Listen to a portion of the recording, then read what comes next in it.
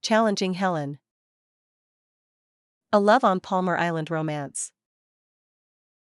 Written by Susanne. Chapter 1. Are you really thinking of going down there? Floyd asked. It's South Carolina. His friend was lounging on the couch, paying little attention to the ballgame that was still in the second inning. What choice do I have?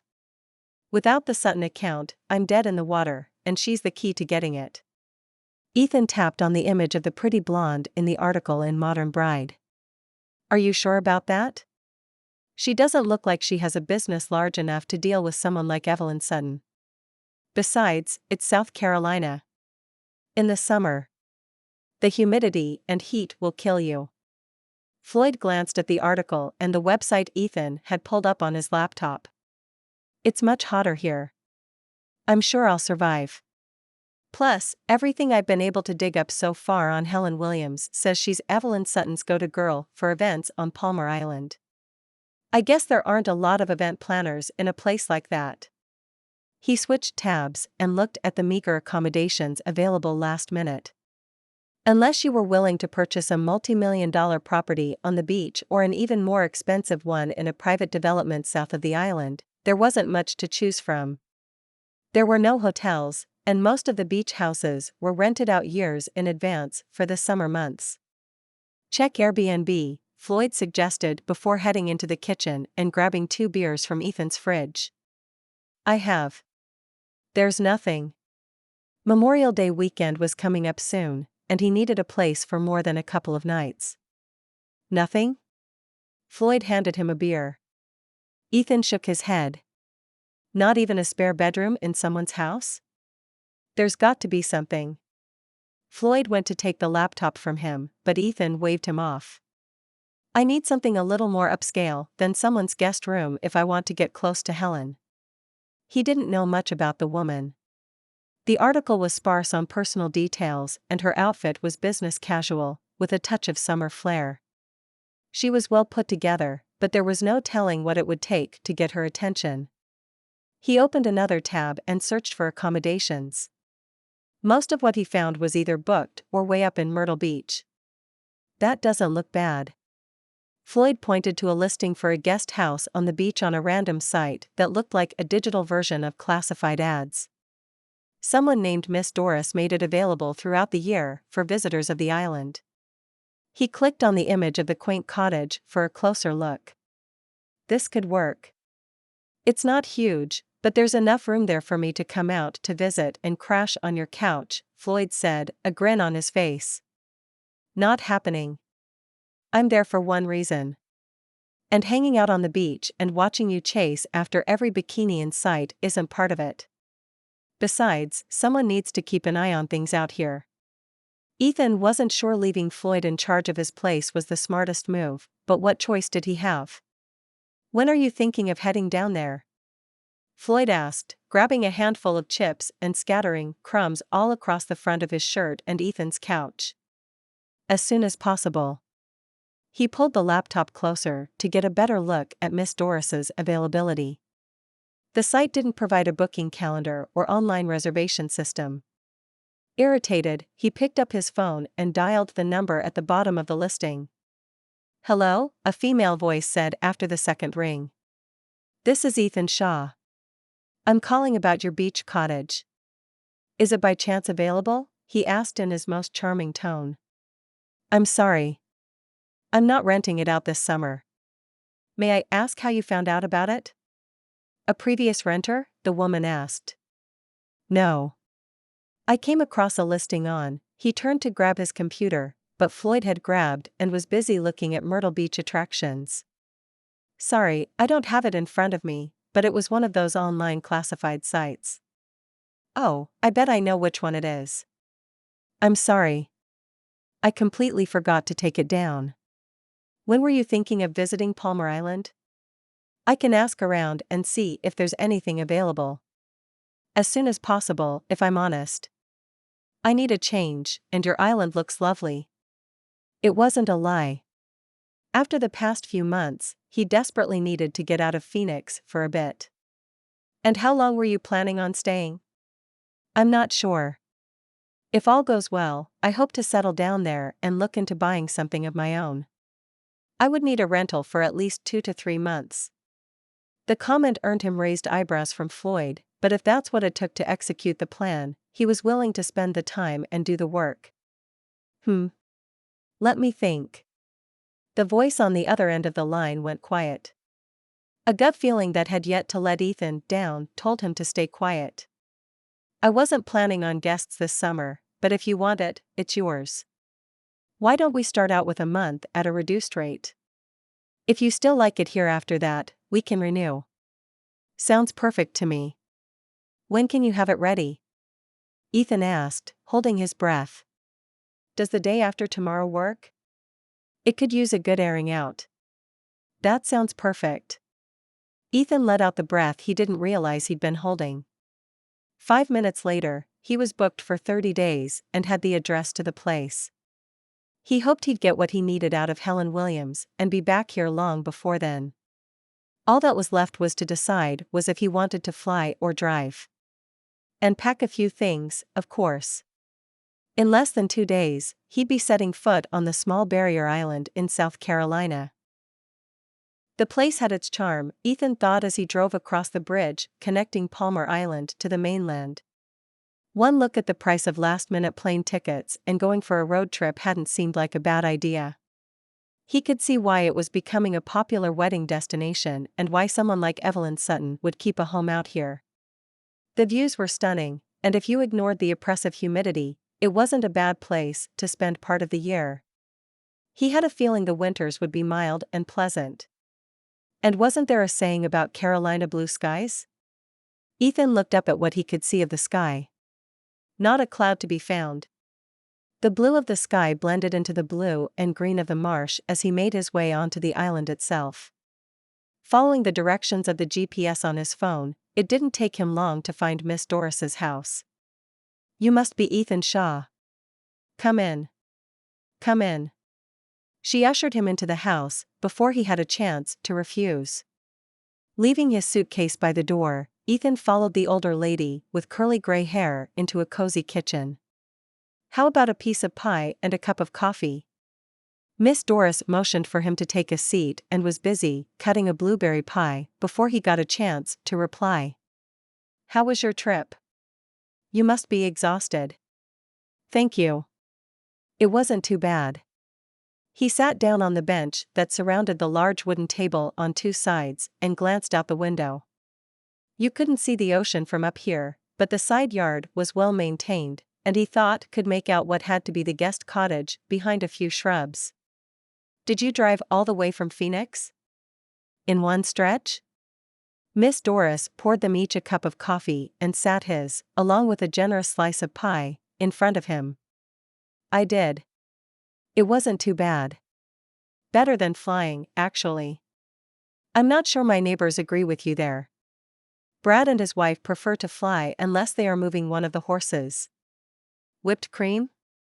Miss Doris held out one of those old-fashioned CO2-powered whipped cream bottles he remembered his grandmother using. Please. He wondered who those neighbors might be. He'd heard rumors that Brad Sutton, Evelyn's oldest son and the CEO of the company, had a place out here, and he knew his daughter loved horses. That couldn't be who she was talking about, though. He didn't have that kind of luck. You'll sleep well tonight after that journey. Leave a window open. Between the ocean breeze and the sound of the waves, you'll sleep like a baby. She sat down after serving herself a generous dollop of cream as well and returning the container to the fridge. This is amazing. Ethan couldn't believe what he was tasting. It was without a doubt the best blueberry pie he'd ever had. And he knew food. He'd hired caterers and chefs for some of the most important events in and around Phoenix, Arizona. Every single one of them had involved a tasting. And none of them had come close to this. The pie was even better than his grandmother's. Though he'd never admit that out loud. Thank you.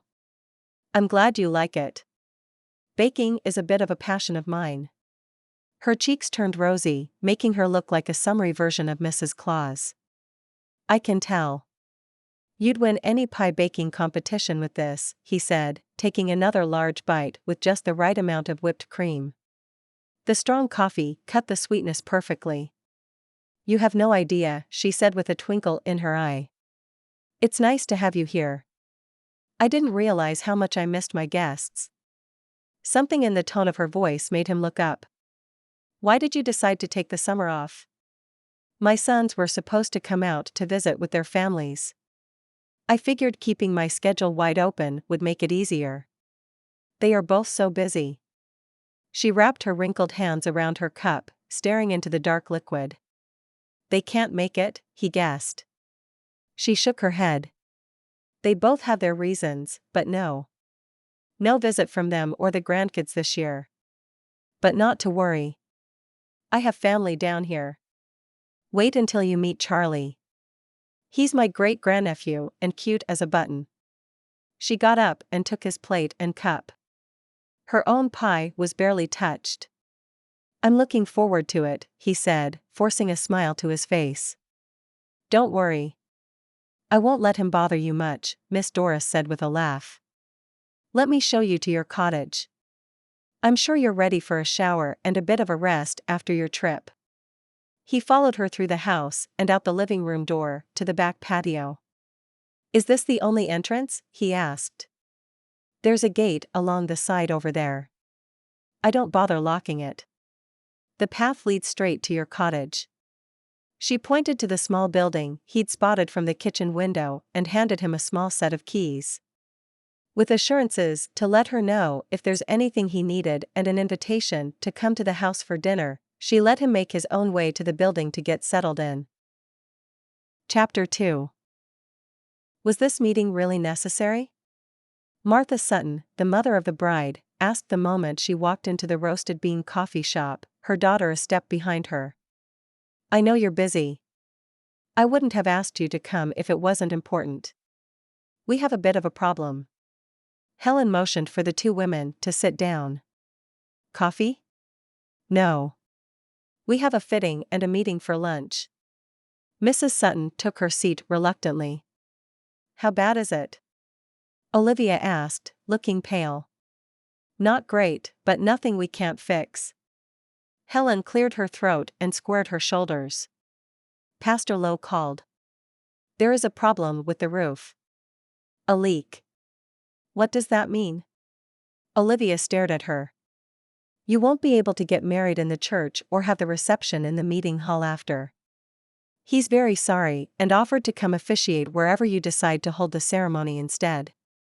But the wedding is less than a month away. What are we going to do? Olivia grabbed her mother's hand. Don't worry, darling. I'll speak to him. I'm sure we can. The damage is extensive, and they will not get the repairs done in time for your wedding, Olivia, Helen said. She wasn't sure they'd even get started on the roof by then. What's the plan then? The young woman asked, crossing her legs and leaning forward, perching on the edge of the chair, giving Helen a glimpse at the expensive Louboutin heels she was wearing. I am going to find you a different place to get married.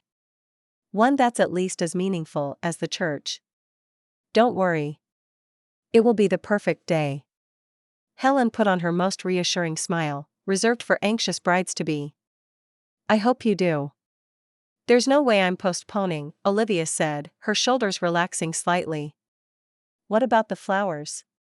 Everything we ordered was custom-tailored to the church. Martha Sutton's eyebrows were drawn together, her stare intense. Helen could picture the woman going through everything in her mind, making a list of what would be affected by this change. Thankfully, she was 3 steps ahead of the woman. I'm headed to the Happy Florist as soon as we're done here to speak with Chloe. I'm sure it won't be a problem. I called the caterer first thing, and they are very flexible about a future venue. Without sacrificing the menu, she added, noticing Mrs. Sutton's look. At least they would be within reason. Helen hoped she'd find something with at least a resemblance of a working kitchen and a fridge. If not, they'd have to improvise. Where was her friend Summer with her amazing organization skills when she needed her? It sounds like you have everything under control. To the extent that you can. Call me if anything else changes. Mrs. Sutton rose, and Olivia followed her. I'd appreciate it if you'd call me first. It is my wedding, after all. I have every confidence you'll find me something else suitable. Now that the initial shock of the announcement had worn off, Olivia was back to her usual self. A demanding bride who would grow into a woman very much like her mother. I will. I have several irons in the fire and will give both of you a call the moment I have a new location. 250 guests. The invitations have gone out. We can't settle for anything smaller. It'll be a nightmare informing everyone of the change in venue. Mrs. Sutton shook her head and stalked out of the coffee shop, her daughter right behind her. You look like you might need this, Mike said, putting an iced coffee and a bear claw pastry in front of her. Thank you. Helen smiled up at him, some of the stress of the last few days melting away at the kind gesture. Helen, what a nice surprise. What can I get for you? Chloe asked when Helen stepped into the small flower shop on Main Street, carrying what remained of her iced coffee. I'm here to talk to you about the Sutton wedding next month. Do you have a minute? We might have some changes to the flower arrangements. Of course. Anything. Helen quickly explained the situation to the florist.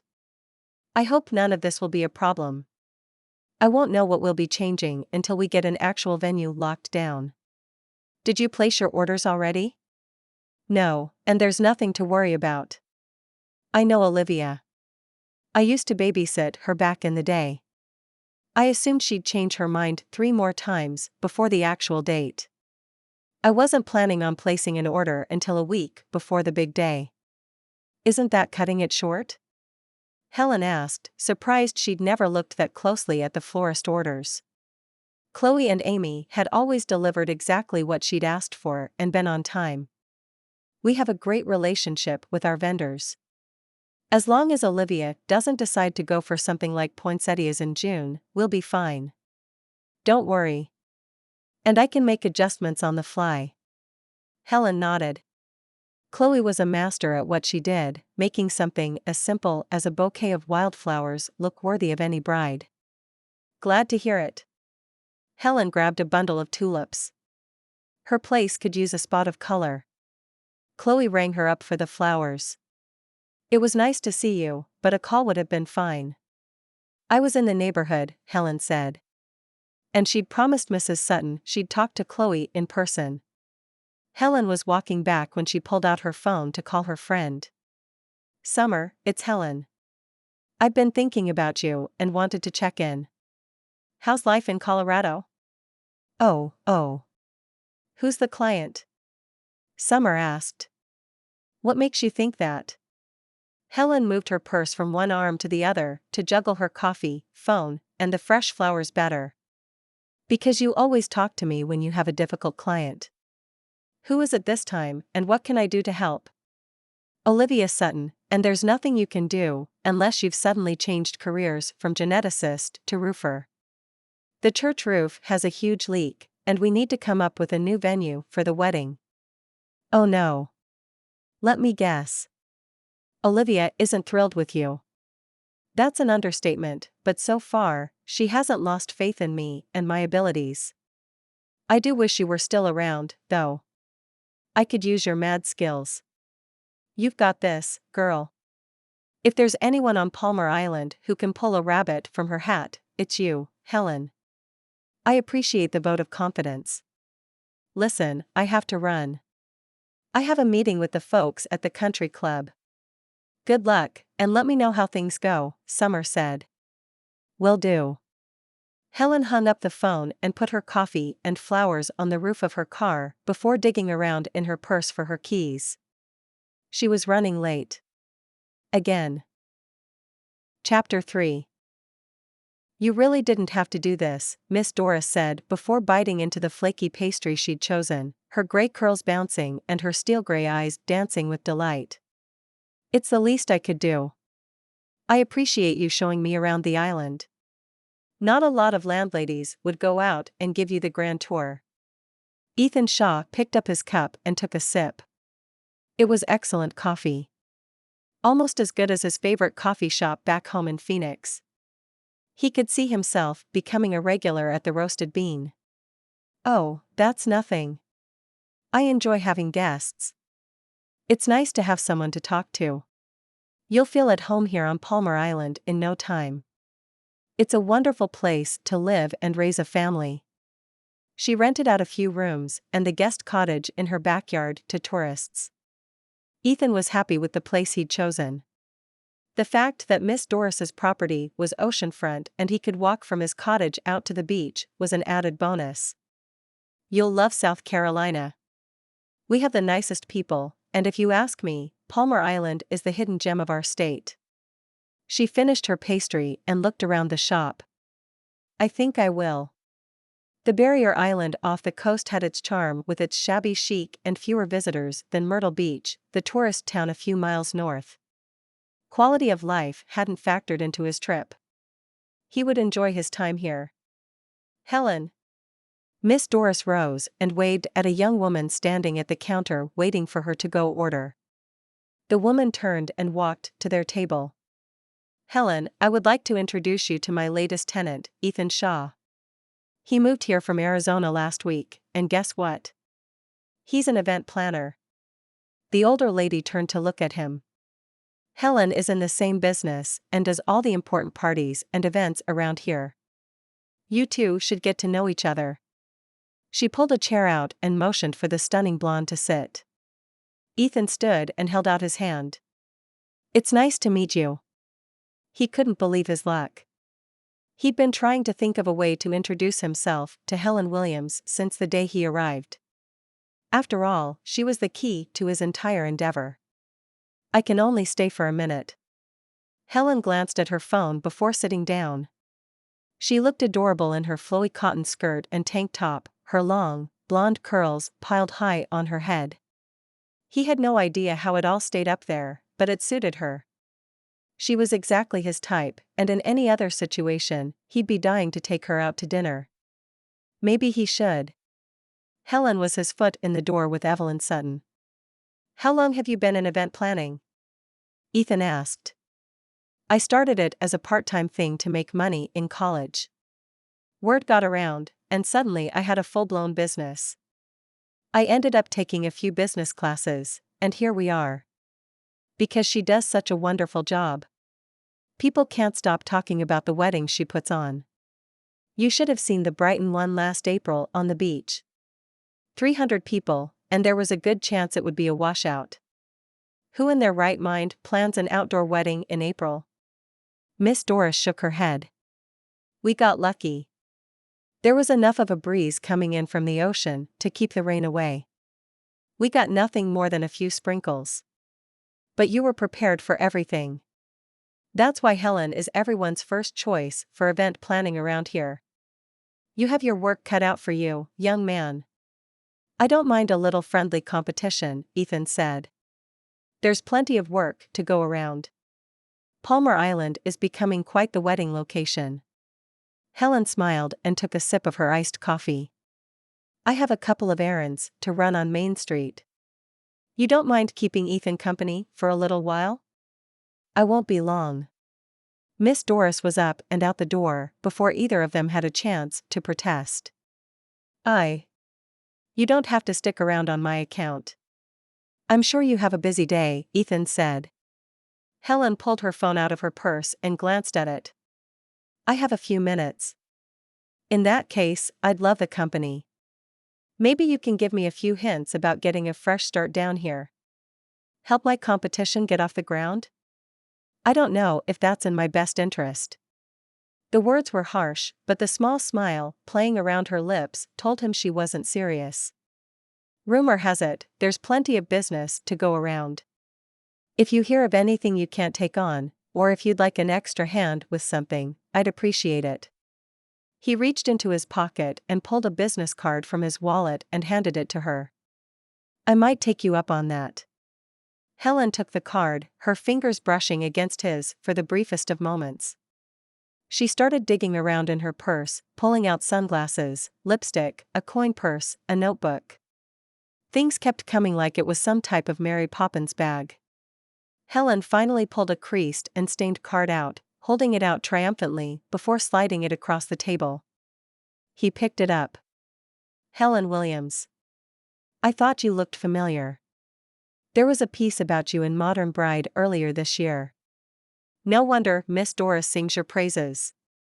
That article and the stunning location you chose for the wedding are the reason I came down here. It wasn't a lie, he told himself. She was the reason for his move to Palmer Island, and without the article, he wouldn't have known where to find her. You read the piece in Modern Bride? Helen looked surprised. Of course. I may be a guy, but as an event planner, I have a subscription to all the big bridal magazines. And quite a few travel ones as well. He took a bite out of the blueberry muffin he'd ordered.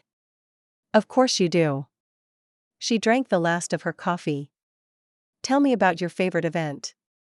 The job that went off without a hitch and made your heart sing. Mr. Gordon's 75th birthday party. It was a hoot. He has a large family, and everyone made it back home.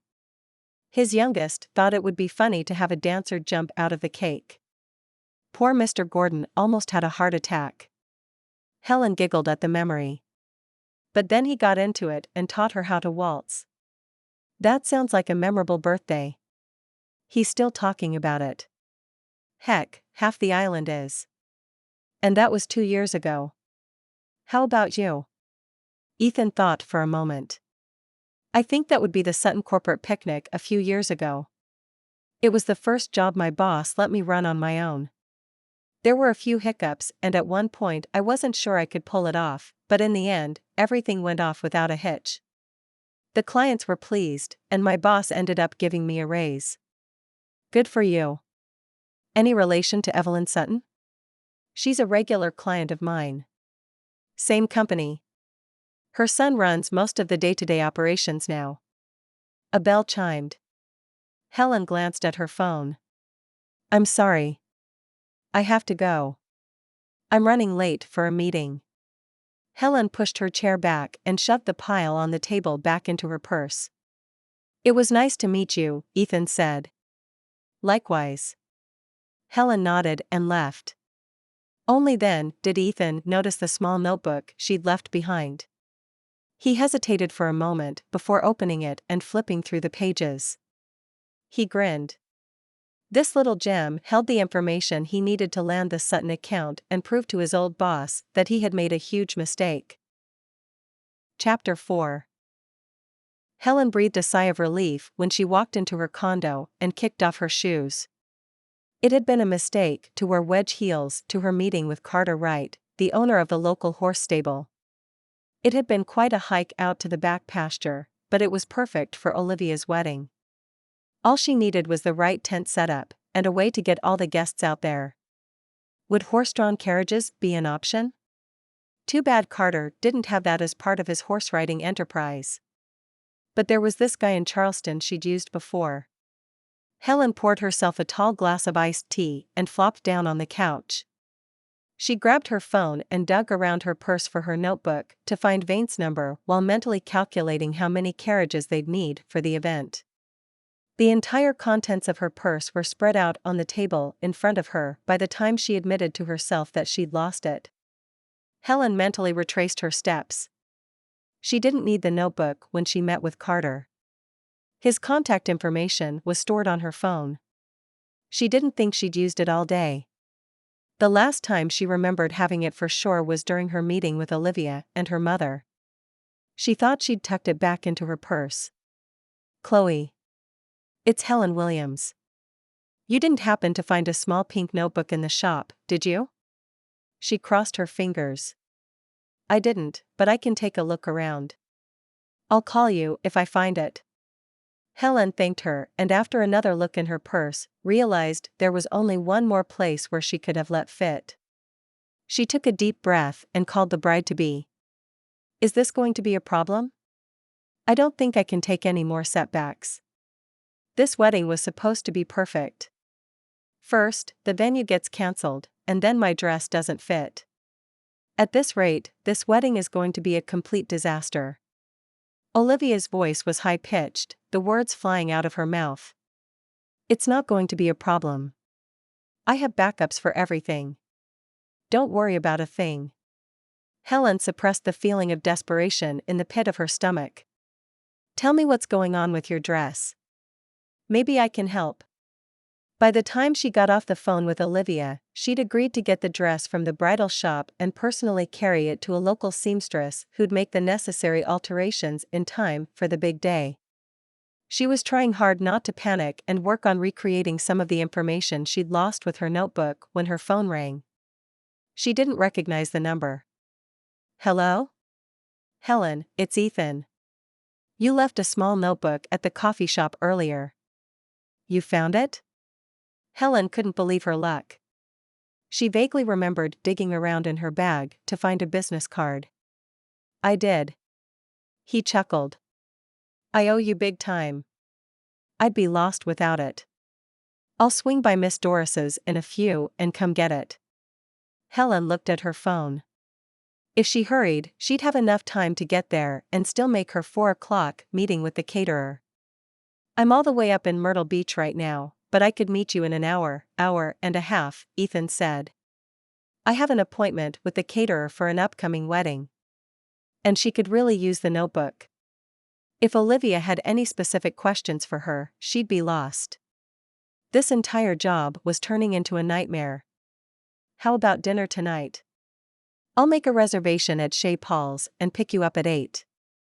A door slammed, and a car engine roared to life. The last thing she needed was a dinner date with her new competitor. She did, however, need her notebook.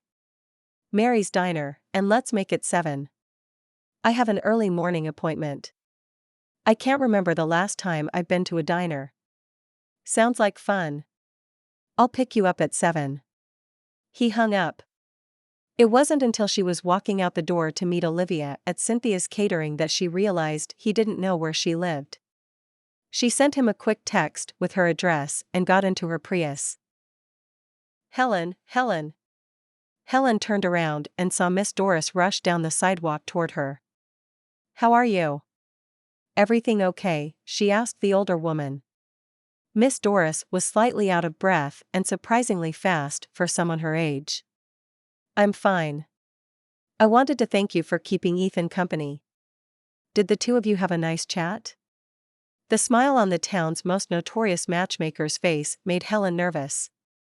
We did. I promised to help him get his business off the ground. And? Miss Doris looked at her expectantly. Helen knew better than to try to hide anything from this woman. She would find out about their dinner date soon enough. He asked me out. We're going to Mary's in 2 hours. A glance at the phone confirmed that her day was getting away from her. Mary's. That doesn't sound like Ethan. Miss Doris shook her head. How did the woman know so much about her renter? As far as she knew, he'd only been in town for a few days. Then again, getting you to talk about anything, especially things you weren't planning on divulging, was Miss Doris's specialty. It was my choice. And I'd better get home if I want to be ready before he gets there. Helen took her leave and made her way to her apartment. Summer, I think I'm in trouble, she said when her friend finally picked up the phone after Helen got out of the shower. What's wrong? Summer's voice rose with concern. Nothing serious. I think Miss Doris is up to her old tricks, and I'm her next target. Helen sighed, running her fingers through her wet curls. I'd say that's very serious. How bad, and who is she trying to set you up with? Summer's voice sounded amused, and Helen could hear the sound of an espresso machine in the background. Working late? She asked. Yes. Don't try to change the topic. Who? Someone I know? His name is Ethan Shaw. He's new in town. An event planner from Phoenix looking for a fresh start on the island. Miss Doris basically asked me to take him under my wing and help him get things off the ground around here. That's asking a lot. And you think she's trying to get the two of you together? Summer asked. Feels that way. What's he like? Got a picture? What are we? In high school? No, I don't have a picture of a guy I met earlier today. We're having dinner though. He should be here in a few minutes. Is he cute? He's good looking. And he called me to tell me I left my notebook at the coffee shop where we met. That's the reason for dinner. The notebook? Summer asked with concern. The one and only. I'd be in a lot of trouble if he hadn't grabbed it. Helen couldn't imagine what she would have done if it had been lost. Or if he'd looked at it.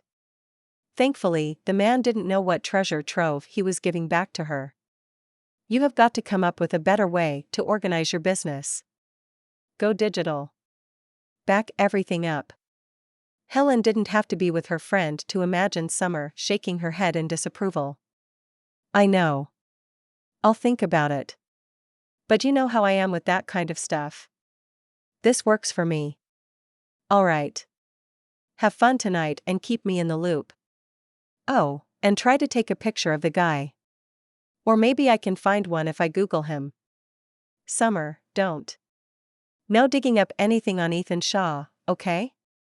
Promise me. Interesting. Something tells me you like the guy. Summer laughed and made her promise before hanging up the phone to give Helen time to finish getting ready. Chapter 5. Back again? Mike, the owner of the Roasted Bean, asked when Ethan walked in for a quick cup of coffee before his date with Helen. He was fighting the time difference, and for reasons he couldn't explain, it made him sleepy in the late afternoon. It's all your fault. Your coffee is amazing. Can I get a large cup of whatever I had earlier today? Mike nodded and poured him a cup. Ethan carried it to one of the tables by the large window spanning the length of the coffee shop, the aroma of the dark brew swirling all around him. Hey, Floyd. What's up? Did you burn my place down yet? Ethan asked when he called his friend back in Phoenix. Who do you think I am? I got through vacuuming a couple of minutes ago. The dishes are done, the fridge is stocked, and I haven't even killed that striped houseplant of yours yet. Glad to hear it. Any words from potential clients? Ethan asked, taking a sip of his coffee and staring out at the street. Nothing major. A few bites for some small office parties and a couple of weddings at the Four Seasons. Nothing that will get this up and running or help us make a name for ourselves. That doesn't sound promising. Keep plugging away, and I'll keep pushing on this end. If we can win the Sutton account, we'll be golden. Ethan noticed a well-dressed mother-daughter duo enter the coffee shop and place their order. Good luck with that. I hope this long game of yours pays off. Making any progress on that front? Floyd asked. I think I might. Ethan opened the small notebook Helen had left behind earlier and flipped through it. Good. Listen, I have to run. Call me when there's news. And don't worry, I'm keeping your place pristine. Ethan shook his head. He seriously doubted Floyd would do anything like that. It would take a serious, deep cleaning when he returned. Or maybe he should look for a new place. Once he landed the Sutton corporate account, he'd be able to afford something nicer than his one-bedroom apartment. He'd be able to rent or buy a house. He was smiling to himself, reveling in the vision of what he would accomplish in the coming months, when the conversation at the table next to him caught his attention. And I'm telling you, I'm not getting married on the beach or out in some field. I want a church wedding and a nice reception. It's my big day. Is that really too much to ask? The young woman looked very upset, tears threatening to roll down her large, dark eyes. Her mother took her hand and squeezed it. We will make it happen. I'm sure your Aunt Evelyn will think of something. She always does. His hunch was right. These were the bride and mother he'd been looking for. Ethan thought about introducing himself to them but decided against it. Getting close to Helen was the better plan. And if he was interpreting the last pages of notes correctly, she'd lost the wedding venue and was desperately trying to come up with a replacement. That gave him something to work with. If he found a way to host the wedding, Helen would have no choice but to bring him on as a partner, which meant working closely with Evelyn Sutton and the two members of her family who were sipping low-fat lattes less than 5 feet from him. Are you sure you couldn't make an exception? Or maybe we could expand to include some of this beautiful outdoor space you have available. A few tents, a band playing out here? Ethan walked around the Palmer Island Country Club. I wish I could. You're not the first person this week to approach us about a larger wedding party. We simply can't accommodate more than 150 people. George Wedgfield, the manager, was standing firm. Are you sure we can't work something out? I'm happy to pay extra for the exception and the trouble this would cause you and your staff. He'd been able to make the impossible happen more than once in Phoenix by greasing the right palms. I'm sorry, but there's nothing I can do. It's policy and for the safety of our guests. Mr. Wedgfield's expression turned to stone. Ethan knew when he'd lost a battle, and this time he'd calculated wrong. The guy couldn't be bribed. Either that, or the fire marshal was breathing down his neck. Either way, there was nothing more he could accomplish here. Getting back into his car, Ethan drove around the island, exploring some of the back roads and areas he'd missed on his first day. Palmer Island was a surprisingly diverse place, going from multi-million-dollar beachfront mansions to a horse farm in a matter of miles. There has to be a place to hold a large wedding, he muttered to himself when he noticed a pretty blonde with bouncy curls climb out of a white Prius. He slowed down and watched her walk up to the horse stables, shaking hands with a man he presumed was the owner of the place. Ethan guessed the large pasture he'd passed was part of the man's property. It was picturesque, encompassing what must be one of the high points of the island. Judging by the large smile on the man's face, Helen would have no trouble securing this location for the Sutton wedding. But according to her notes, she didn't have a tent, and getting those at the last minute could be tricky. With a little luck, he could still make his play. Ethan turned down the next side street and, with the help of his GPS, he was back at Miss Doris's house and his cottage in a matter of minutes. Time for a little research before his dinner date with the beautiful Helen. You look stunning. Ethan held open the door of his BMW M5. The car was his pride and joy. Helen smoothed her hair back. I don't know about that. It's been a day. Take the compliment. I meant it. He closed the door and jogged around to slide in behind the steering wheel. Wow. Helen looked impressed when the engine roared to life. He bit back a grin and took off down the main road running the length of the island. It hadn't taken him long to get a feel for the layout of the place. Mary's Diner was less than a block from Main Street. A few minutes later, they pulled into the parking lot. Helen was out of the car by the time he got to her side. I'm trying to practice my Southern gentleman manners. You're not making it easy, he grumbled before offering her his arm. Helen laughed, and it did something funny to his stomach. She linked her arm with his. He couldn't think of a single thing to say as they walked across the parking lot and into the old-fashioned diner. Table for two, a woman wearing a black apron and comfortable-looking shoes asked. Ethan nodded, noticing the Cindy name tag stuck on her blouse. She led them to a small booth in the corner of the dining room before handing them menus and taking their drink order. He was tempted to order a shot of something strong, but in the end, thought better of it and asked for a beer. What looks good? Helen asked. He had to get it together. Ethan opened the menu and glanced through it. What do you recommend? Honestly, everything here is good. If you like burgers, go for the chili cheeseburger. It's messy, but totally worth it. Oh, and Mary makes the best macaroni and cheese in all of South Carolina. That's high praise. And well-deserved, Cindy said before putting his beer down. I'll give you guys a few more minutes to decide. Helen took a sip of her Coke before glancing over the menu again. I think I'll go for the grilled chicken salad. Don't tell me you're one of those salad girls, Ethan groaned. A salad girl? A woman who orders a salad and only picks at her food on a date. He leaned back and crossed his arms. I am definitely not a salad girl. I did sample lobster bisque, filet mignon, and chocolate ganache cake with a client earlier this afternoon. If it makes you feel better, I'll order a side of sweet potato fries with my salad.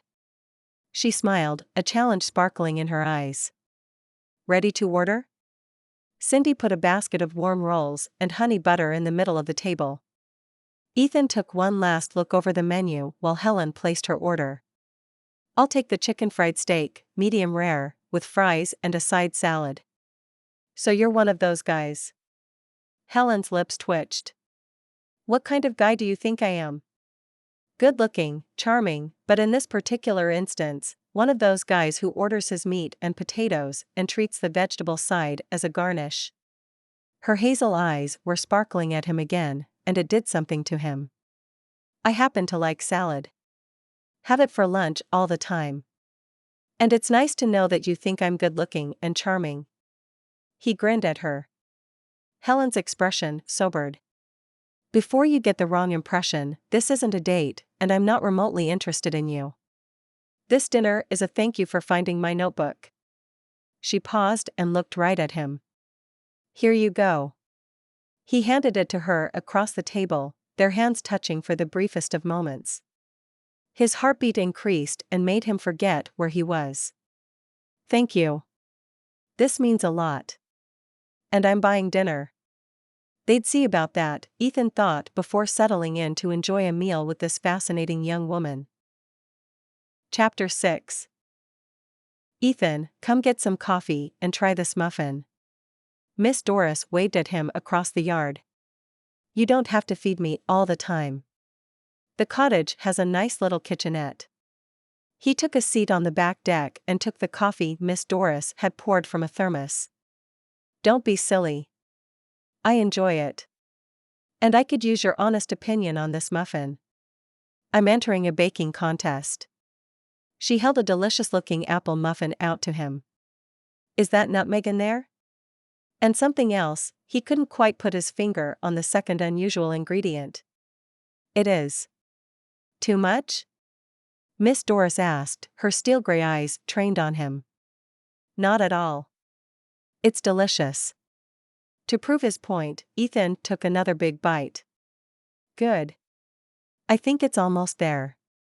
A few little tweaks, Miss Doris made a note on an index card that had seen better days. It was splattered with what he assumed was cake batter and had smudges on it. I think you have a winner, Ethan said after washing the last bite down with some coffee. I hope you're right. It's my chance to get published in an actual cookbook. How fun would that be? Her joy was infectious. I think they'd be fools not to include this. He eyed the plate of muffins. Miss Doris put another one on his plate. What did you think of Helen? I heard the two of you had dinner last night. Ethan looked up, surprised. It's a small town. People talk, Miss Doris explained. Helen left a notebook at the coffee shop. I suggested we meet up over dinner. That's all. Oh, really? I could see a spark between the two of you at the coffee shop. Miss Doris had a look on her face that could only mean trouble. It was the same look his mother got whenever she tried to set him up on a date. And yes, there had been something between him and Helen, but given this situation, it wasn't something he planned on acting on. Helen and I are nothing but colleagues. I'm hoping she'll help me open some doors and make a name for myself. That's all. No romantic interest whatsoever. Miss Doris didn't look convinced. She's a nice person and I'm sure we'll get along, but there's nothing else going on.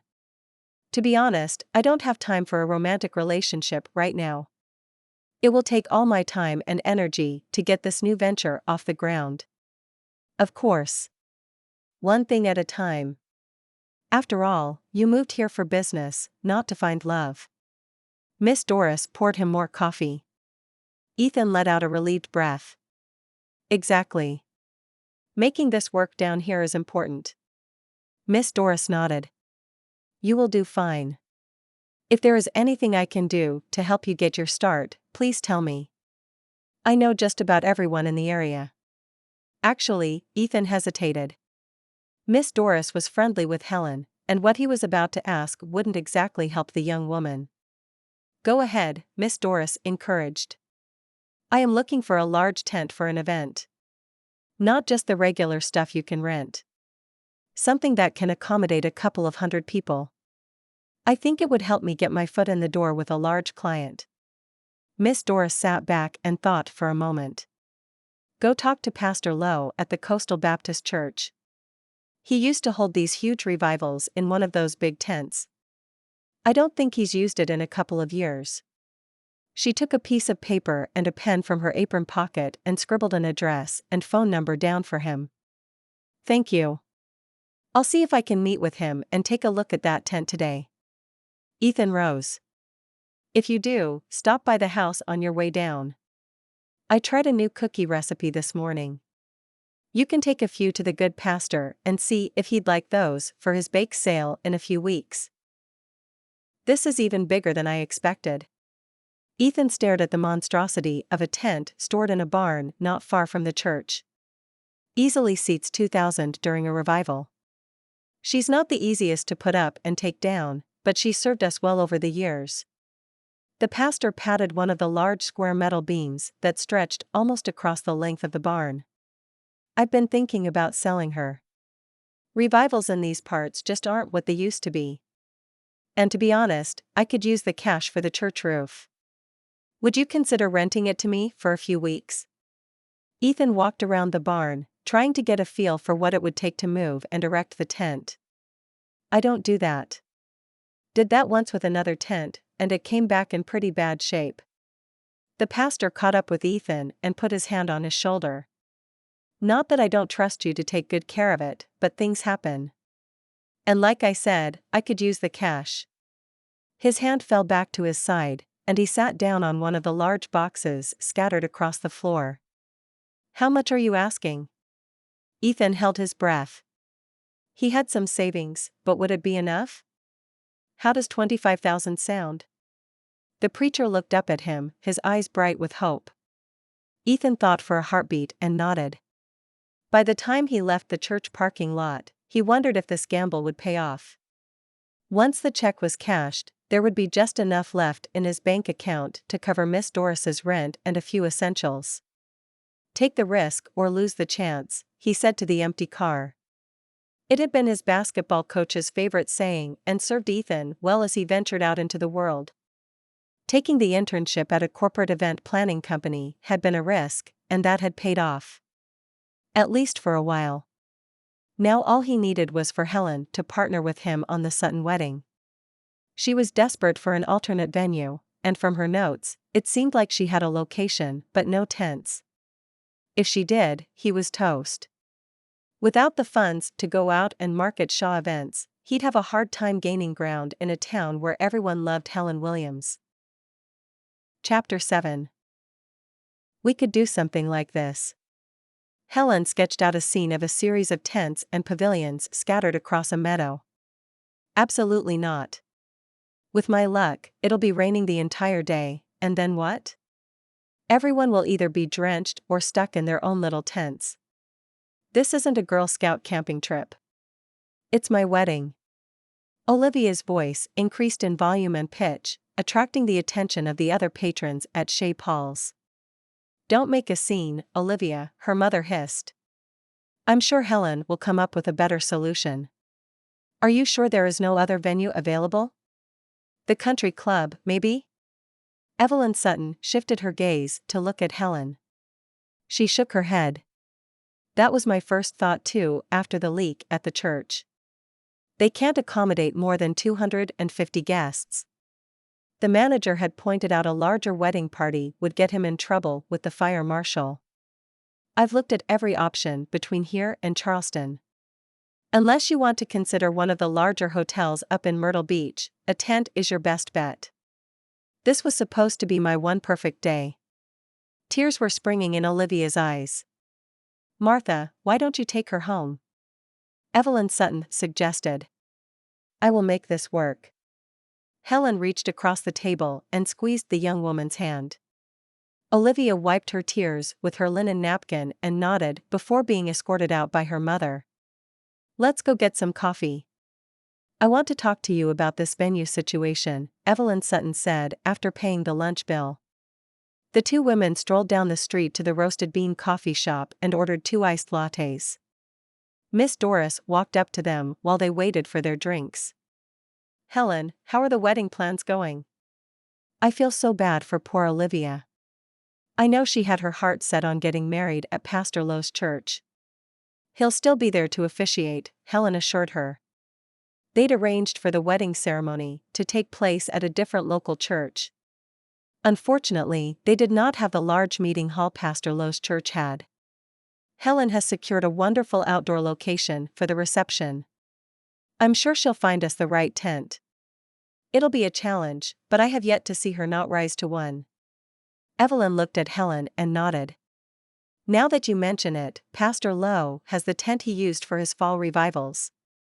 You remember it, Helen. It's a big old white thing. It has some age to it, but it would be large enough to hold an entire wedding party.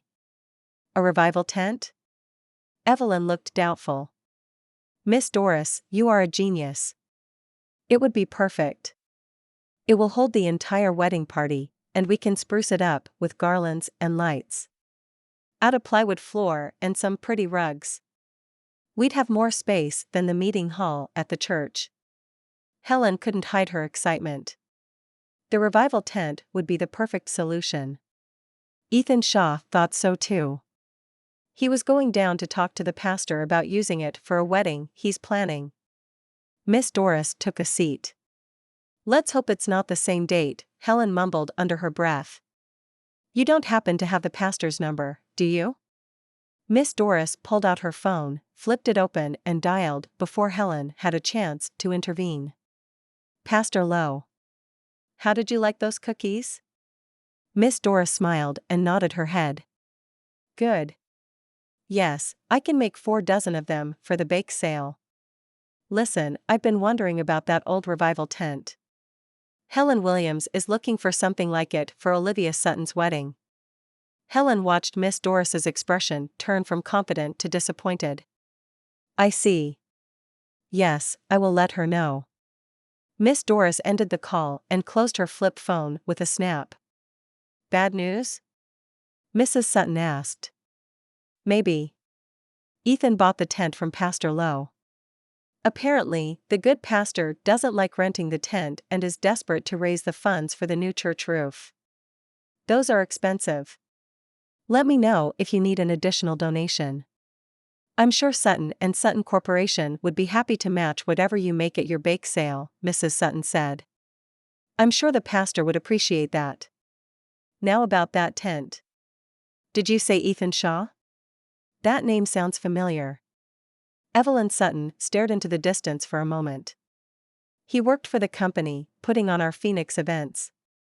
I always liked him. I'm not sure what happened to make him leave. He said he needed a change of pace and Palmer Island sounded like the perfect place. He's renting my guest cottage. Helen was getting a bad feeling. All this was too much of a coincidence. And to top it all off, Ethan was now the proud owner of the only tent that could save Olivia Sutton's wedding. I'm sorry, ladies. I forgot about an appointment. You'll have to excuse me. Evelyn Sutton grabbed her purse and her half-finished iced latte. Tossing the cup into the large metal trash can by the door, she hurried out of the shop and down the street. This isn't good, Helen breathed. What do you mean? The tent is good news. Miss Doris smiled at her. I think Ethan has an ulterior motive, and I think he's trying to steal the Sutton wedding from me. Don't jump to conclusions before you have all the facts, Miss Doris advised. Helen nodded, but her mind was made up. Ethan Shaw was bad news, and there was no way she was letting him cheat her out of this job. Chapter 8. Let's say you're right, and Ethan has an ulterior motive for coming down here, Miss Doris said, taking a sip of her coffee. Helen raised an eyebrow. I'm not saying I think you're right, but humor me for a moment. Let's say he is here for a reason other than starting over. what would he have in mind? Miss Doris asked. Take away my business? Steal my clients? Saying it out loud made Helen realize how ridiculous she sounded. Not possible. People hire you because you are good at what you do and because you are who you are. Even meeting a few of them, or being able to bring something to the table, isn't going to change that. Still. Isn't it weird that he went after the tent I need for Olivia's wedding? Helen asked. It could be a coincidence, or, Miss Doris looked off into the distance, a concentrated look on her face. Or? Helen prompted. What if it's his way of getting closer to you? I agree, it's unlikely that he's already found a client who also happens to need a tent that large. He did ask me about it right after the two of you met. But what if he did it to have a reason to see you again? The elderly woman asked. Helen laughed. That's a pretty expensive reason to ask a girl out on a date. But a great offer if you are trying to team up with the most successful event planner in the region. You're not wrong there. And I need that tent, Helen said. Then you better call him and work something out. Miss Doris rose and excused herself, leaving Helen to finish her coffee and think about what to do about Mr. Ethan Shaw. You can't just come out and ask him for it over the phone. If he says no, you're out of options for Olivia, Summer said when Helen called her that evening from her apartment. I know. As much as I hate the idea, I'm going to have to play nice with the guy. At least for a little while. At least he gave me my notebook back. And they'd had a meal together, and if she were honest, she'd had a good time. What do you know about him? Summer asked. Not much. He's from Arizona. Evelyn Sutton knows him. He used to work for the company they use for all their corporate events. What else? I don't really know anything else. He liked Mary's Diner after I suggested it instead of Chez Paul. Interesting. He tried to take you to Chez Paul's? Summer asked. He did. I thought he was hitting on me. Now I'm not so sure. Then I think you should take him there. Treat him to lunch at the place. Wine and dine him. It's an olive branch and showcases you as a successful, independent businesswoman, Summer said. Not a bad idea. It would at least be worth a try. At this point, she had little to lose. Call him right now and tell me what he says, Summer said before ending the call. Helen held her phone in her hand and went through the conversation she was about to have in her head. With one last deep breath, she punched in the numbers and hit the call button. Ethan? It's Helen. I was wondering if you'd like to join me for lunch at Chez Paul's tomorrow. There's something I'd like to discuss. Chapter 9. What made you change your mind about this place? Ethan asked after they were seated. It's lunch, not dinner. And it's a work meeting, not a date.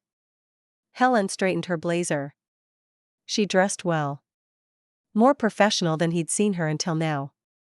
He got the feeling this wasn't her usual dress code. She looked as comfortable as he felt in a suit and tie. This sounds serious. Ethan had a pretty good idea what this was about. He'd received a phone call from Pastor Lowe last night. The preacher had told him that Helen had asked about the revival tent and that he'd shared that Ethan was the new owner. It is. But that's not a bad thing. It's a business thing. A business thing. He smiled. Do I at least get a meal out of this before we talk business? Of course. Helen opened her menu and perused the lunch offerings. Ethan did the same. What he wanted was another chicken fried steak from Mary's Diner. Instead, he ordered a seafood bisque and a plate of organic greens. How's your soup? Helen asked after the waiter dropped off their food. It's good. Not steak and he'd need a snack before dinner, but it was tasty. You're welcome to taste it. Ethan pushed the bowl toward the center of the table. Helen shook her head. Seafood allergy. You don't want to see me gasping for air. That can't be easy dealing with caterers and tastings.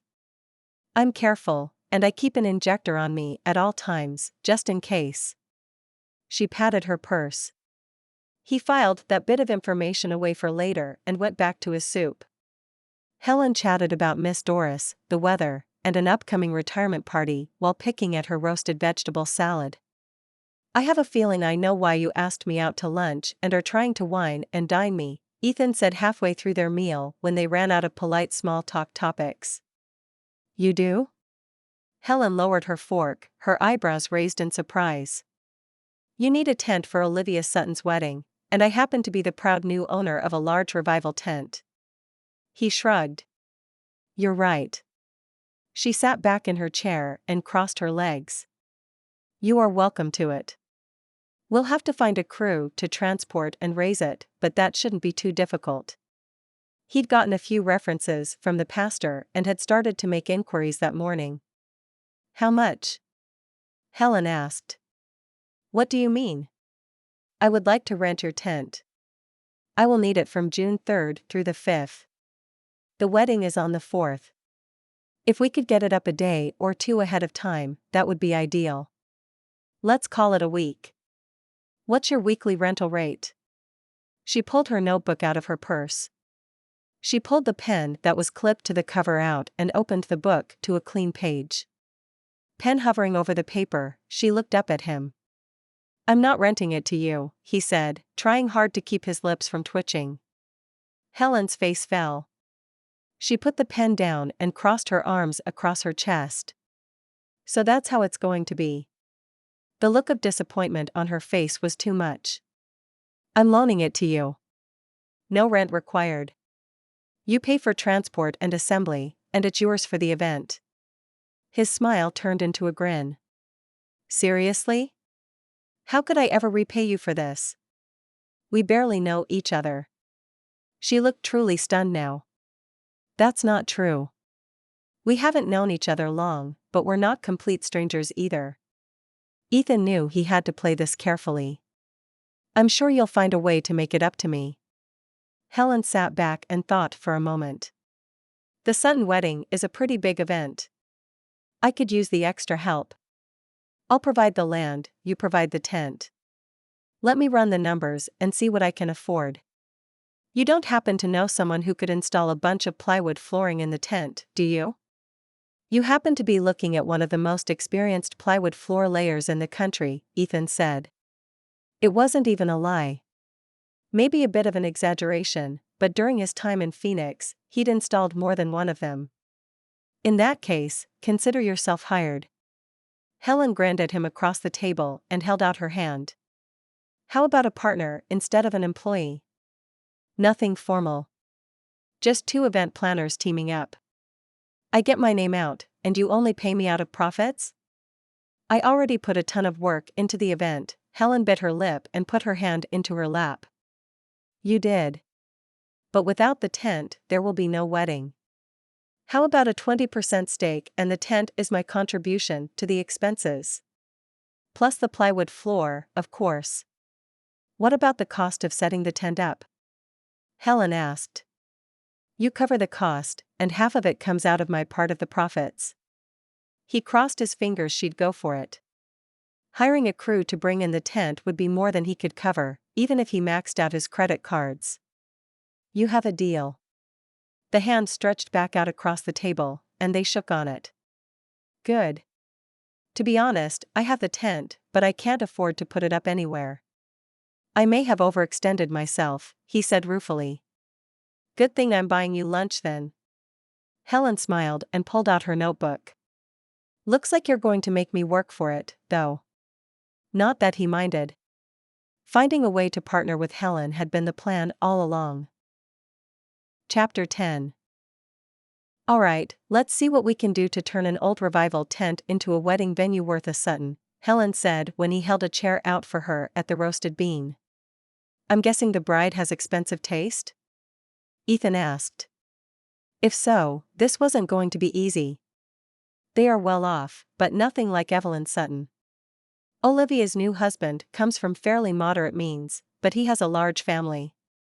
And they both have large social circles here and in Charleston. I think half of Olivia's sorority sisters are going to be there. Scale is our biggest issue, but yes, we need to make it look worthy of a modern bride feature. Understood. I had a look at the tent itself. It's in pretty good shape, and with enough soap, water, and a gallon or two of Clorox, I think I can make it look bright white. To his relief, there hadn't been any big issues with it. No tears or holes to deal with and no strange decals or decorations on it. The plain tent would make for a good canvas for their endeavor. Great. White is our base.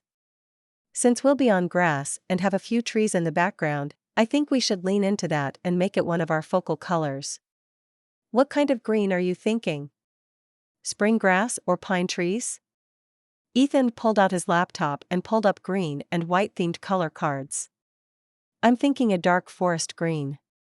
2 potted cypress trees framing the entrance, a trellis covered in ivy for the wedding pictures.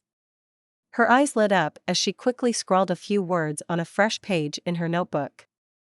We could carry the cypress and ivy theme inside. Use them as table decorations.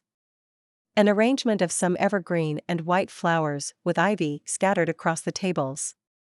Do you think that's something the bride would go for? He asked, searching for an image that matched the vision that was shaping in his mind. If we make it white roses, I don't see why not. We could add a few silver accent pieces as well and use that as our color for napkins and such. I think it would go well with the silvery gray colored bridesmaids' dresses. She nodded when he turned his laptop around to show her the image he'd found. You two look like you could use these. Mike walked up and sat a large cup of coffee in front of each of them. Helen's had a frothy top, and a light scent of caramel moved through the air, making his stomach growl. Thank you. We are going to need all the caffeine we can get. Please keep these coming. Helen gave the guy a smile that could melt a glacier. Will do. Good luck you two, and Helen, let me know if there's anything I can do to help with Olivia's wedding. I'm happy to jump in with anything you need. Mike's smile was more of the maternal kind, but him putting a hand on Helen's shoulder still bothered Ethan more than it should. I appreciate that, Mike. And who knows? At this rate, I might have to take you up on the offer. Helen waited for Mike to return behind the counter before she continued in a much softer voice, almost under her breath. After the last couple of days, I wouldn't be surprised if the catering company cancels on me next. You don't really think that's going to happen? Ethan asked, making a mental note to line up a backup provider, just in case. And it wasn't going to be Mike. His coffee was great, and the food was good, but it didn't scream upscale wedding. They continued to work through 2 more rounds of coffee, placing orders and putting together visual boards for every aspect of the wedding. Helen rolled her shoulders and stretched her arms, looking as ready for a break as he was. It's gotten busy. She was right. The coffee shop was packed with a lunch crowd, and a line had started to form. I think we might be costing Mike some business hanging out in here. Why don't we take this to my place? We can take a quick walk on the beach to clear the cobwebs and then get back to it. It's very kind of you to offer, but I don't know about that. Helen's cheeks took on a slight pink color, and she looked at everything around them, except him. I don't want to put you out. We can work from your place if you'd prefer. Oh, no. That's a bad idea. Her cheeks grew a shade darker, and she looked at him with those pretty blue eyes of hers. In that case, it's no bother having you over at the cottage. It's nicely furnished, with a big coffee table and a comfortable couch. Helen's features softened, but she kept quiet. What if I promise to be on my best behavior? Strictly a business meeting, and we can skip the walk on the beach if that makes you uncomfortable. He put his hand on his chest, hoping she would pick up on the sincerity in his voice. Actually, the walk is the most appealing part of your offer. I don't make it down to the beach nearly enough, she said. The confession surprised him.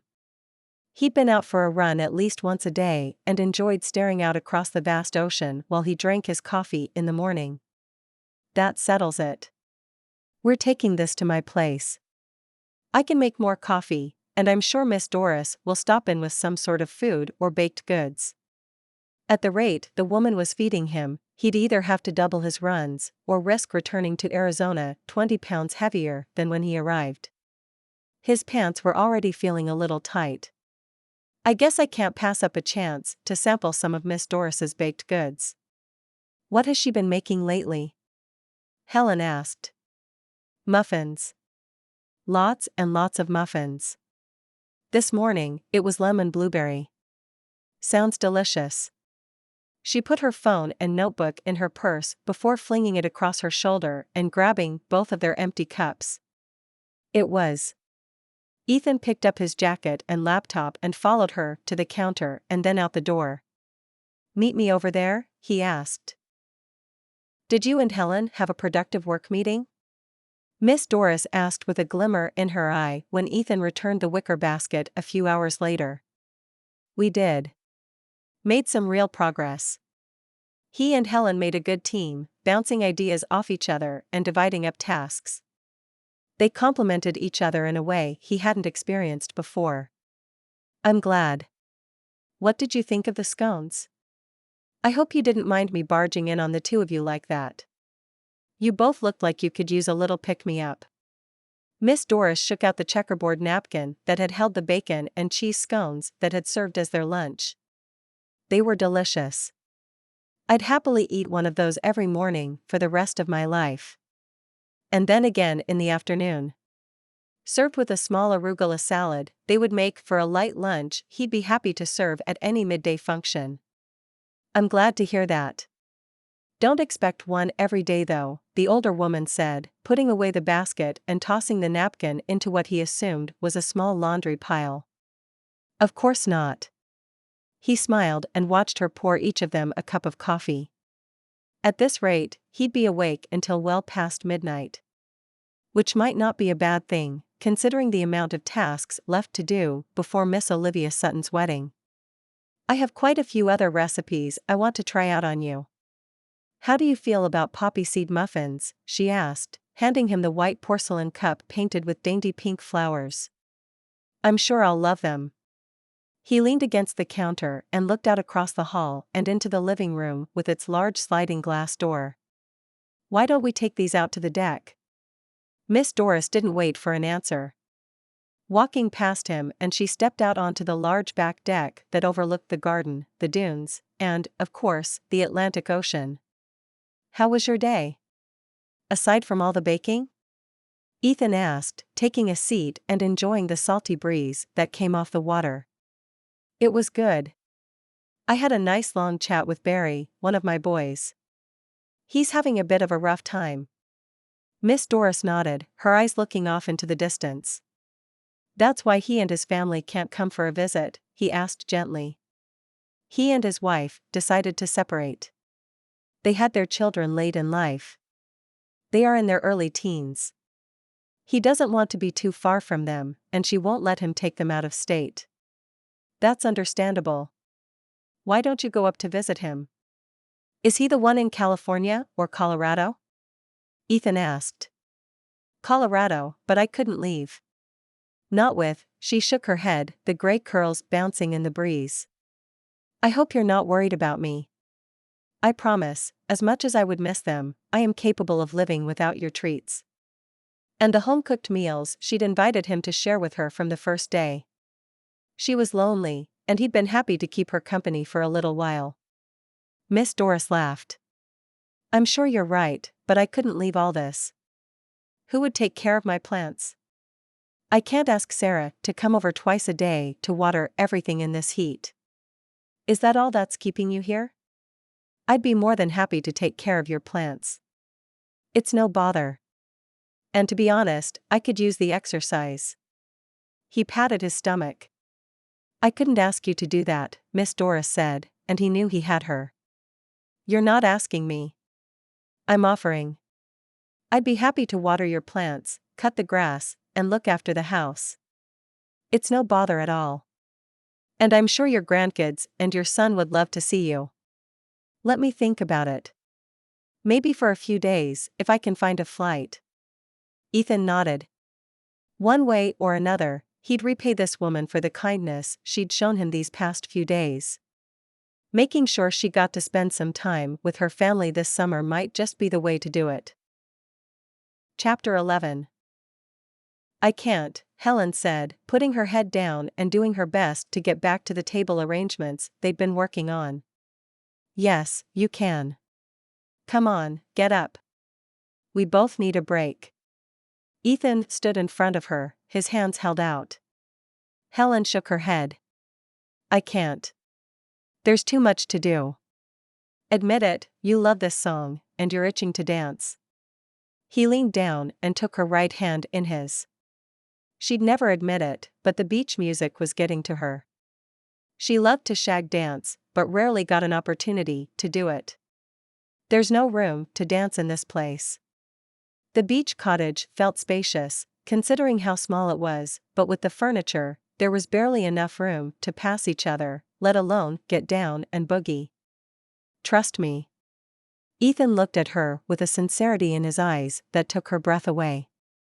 Giving in, she rose and let him pull her through the small room.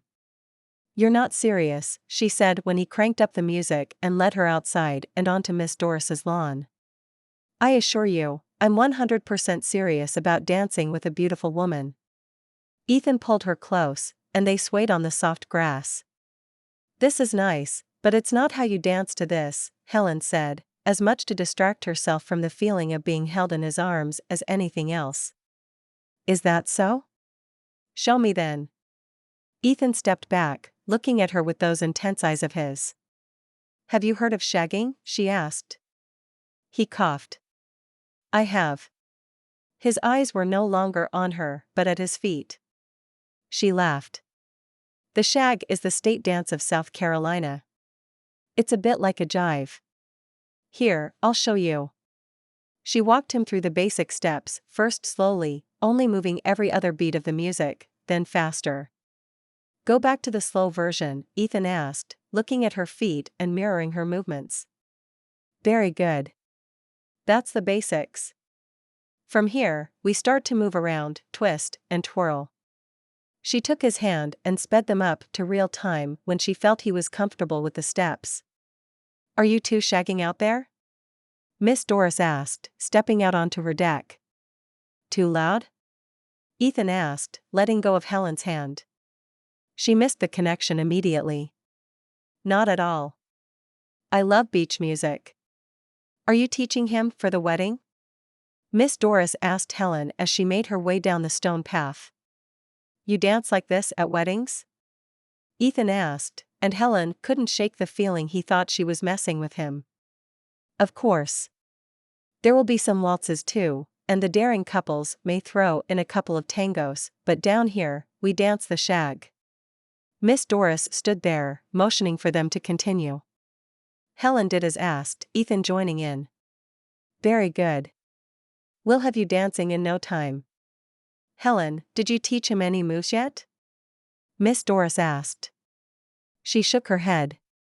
This would be a little trickier. Very well. Let's start with something simple. Watch Helen. Miss Doris cut in, and the two of them changed position, Helen assuming the male one. Where do you want to start? She asked, glad she'd practiced for hours with her mother in the kitchen, the two of them switching positions back and forth until they were both too tired to dance any longer. Miss Doris called off a series of simple moves before leaning in and whispering, after that, let's dazzle him. Lead away. They were both out of breath and giggling by the time they were done. Dancing on the grass was different from the usual slick wooden floors that helped you spin and turn, but they'd made it work. Ethan stood on the path, clapping and looking impressed. Miss Doris looked at him. Ready to give this a try? Stand behind Helen and copy her moves. He did as asked. Helen felt his warm breath on her neck. He put a hand on her side and moved with her as they worked their way across Miss Doris's lawn. Helen hoped they couldn't be seen from the beach. The three of them dancing had to be quite the sight. That's it. Now you're getting it. All right, you two, I'm ready for a break. These old legs can't dance the night away anymore. I'll be back with something cool to drink in a minute. Shall we? Ethan held his hand out to her and managed to only step on her toes twice while they danced to one more song. Thank you. I needed this, Helen said when she accepted the cool glass of ice-cold lemonade from Miss Doris. You and me both. Sit, you two, and keep an old woman company. She motioned to the chairs and table in front of her. Unless you two need to go straight back to work. What do you think? Can we afford to play hooky a little longer? Ethan asked, the corner of his mouth twitching. I think we can stay for a little while. Helen sat. It was surprising how refreshed and rejuvenated she felt. Maybe Ethan had a point. He'd been suggesting frequent breaks as they worked their way through what seemed like a never-ending to-do list. How are the travel plans coming along? Ethan asked. Helen looked up, surprised.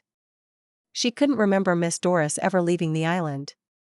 She was sure the woman had gone away, but she'd felt like such a permanent fixture in their small community that it had never occurred to her. My tickets are booked, and my bags are packed. Are you sure you won't mind keeping an eye on the place? Miss Doris asked Ethan. Not at all.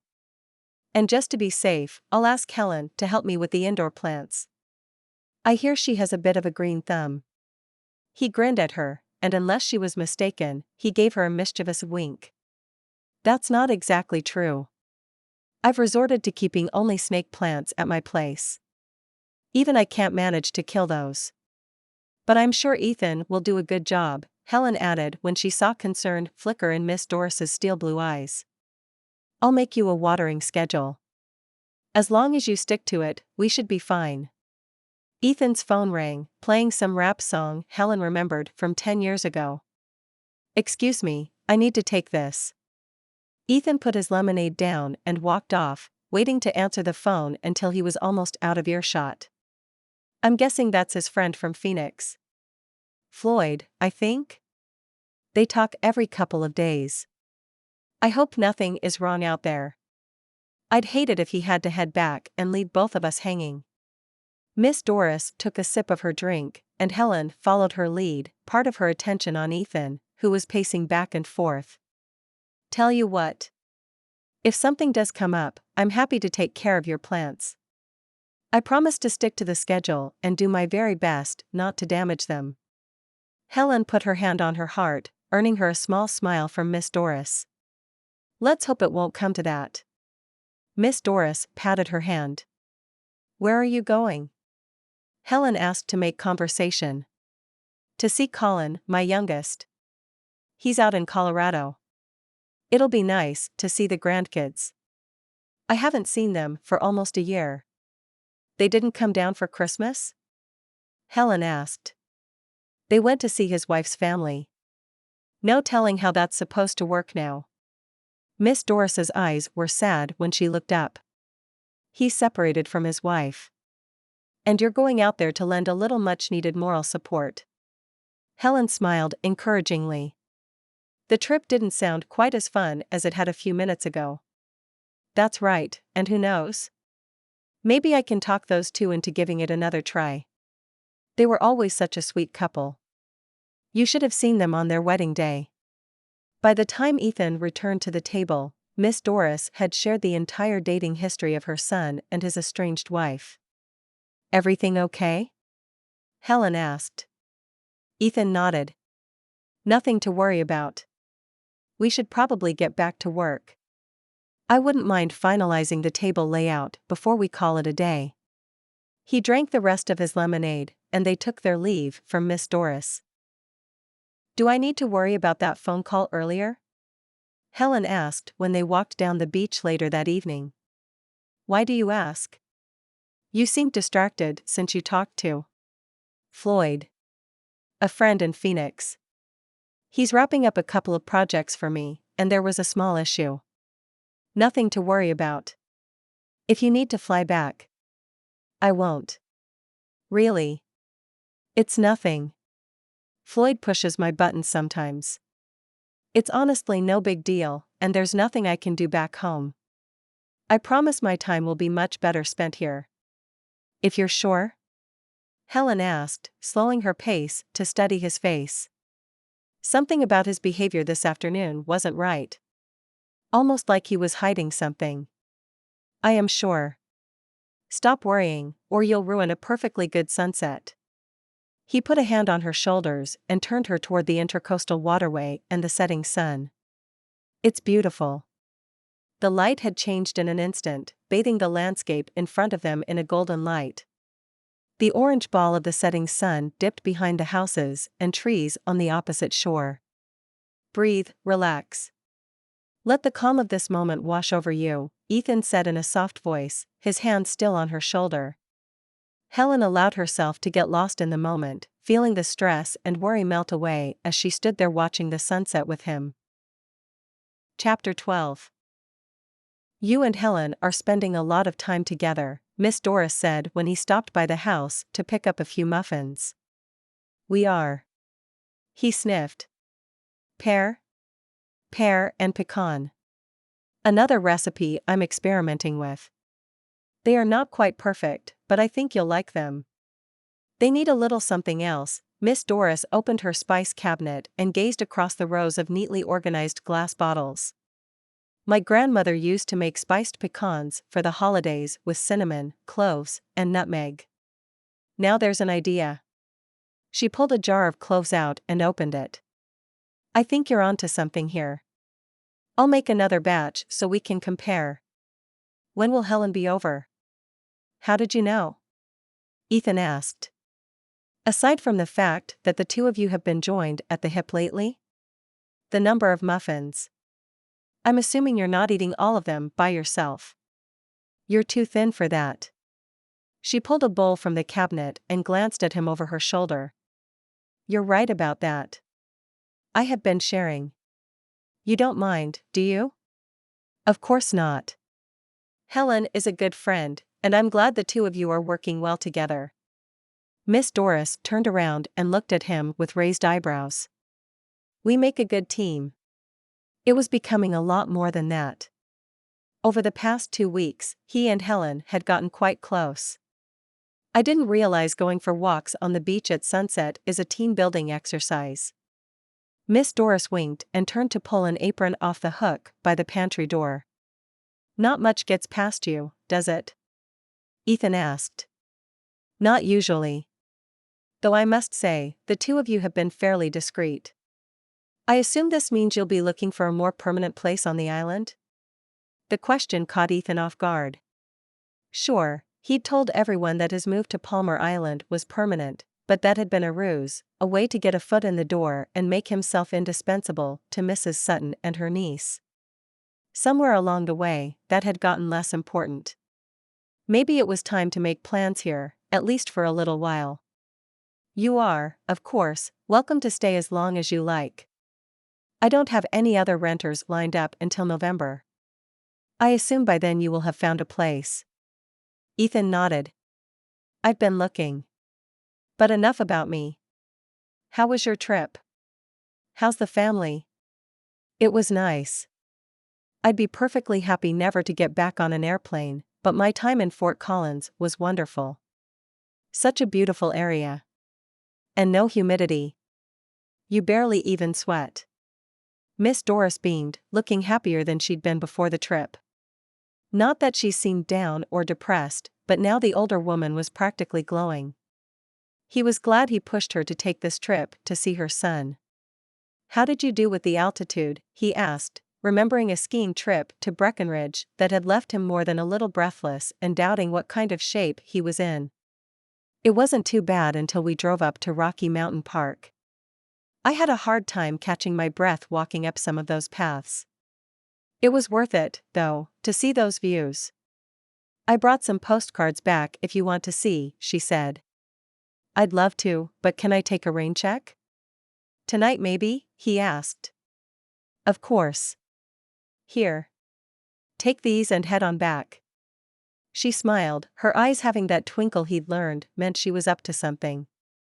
Through the kitchen window, he saw Helen pull up in her Prius. He excused himself and met her on the path to the cottage.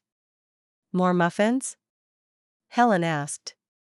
I hope there's some more of that coffee to go with them. The smile on her face made his day. Ethan stepped up to open the door to his place. The cottage was a small studio apartment with a bedroom loft, kitchenette, and a living area.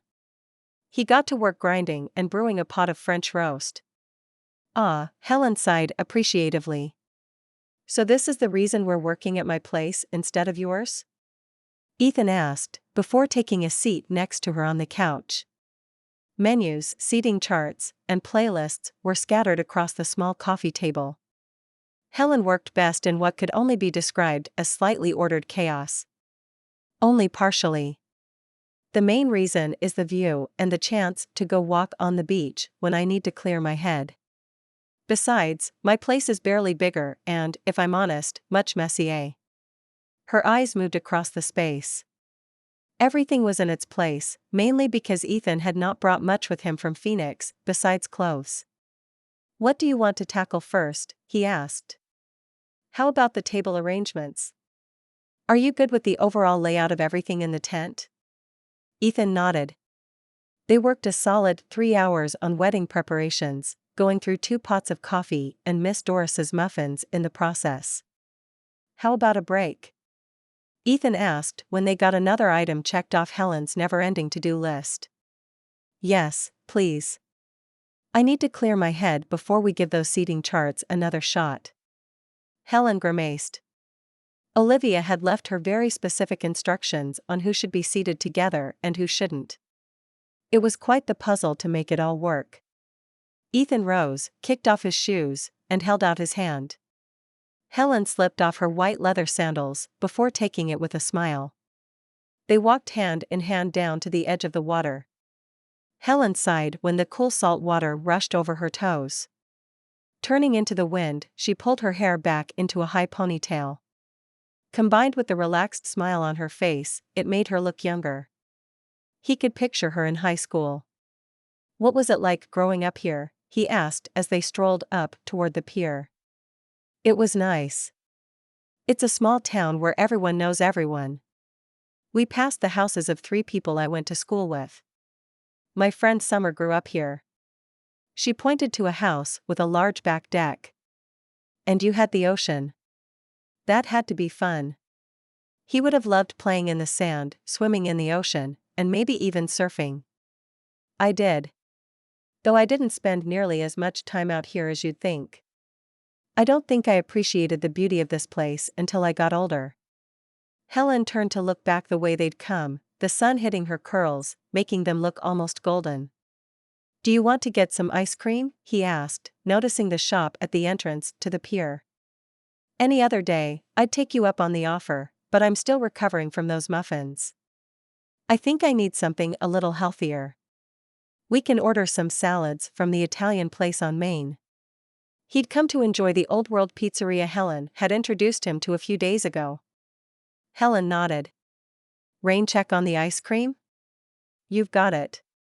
We better get back and get a few more things taken care of before lunch. Helen's eyebrows knitted together, thin lines forming across her forehead. Somehow it made her look even more adorable, and he had to fight the urge to smooth out those lines. He stuck his hands in his pockets and walked back down the beach, Helen by his side. Ready to get back to work? Helen asked when Miss Doris's house and the small beach cottage came back into view. Almost. There's something I've been thinking about all morning. He stopped and pulled her close. He could feel her breath coming fast, his own heart beating faster. Her eyes drifted closed, but he couldn't keep his off her as he lowered his head. Less than a heartbeat before his lips touched hers, her phone started ringing. Helen's eyes flew open, and she took a step back. Ethan raised his head and took a slow breath, trying to get his bearings.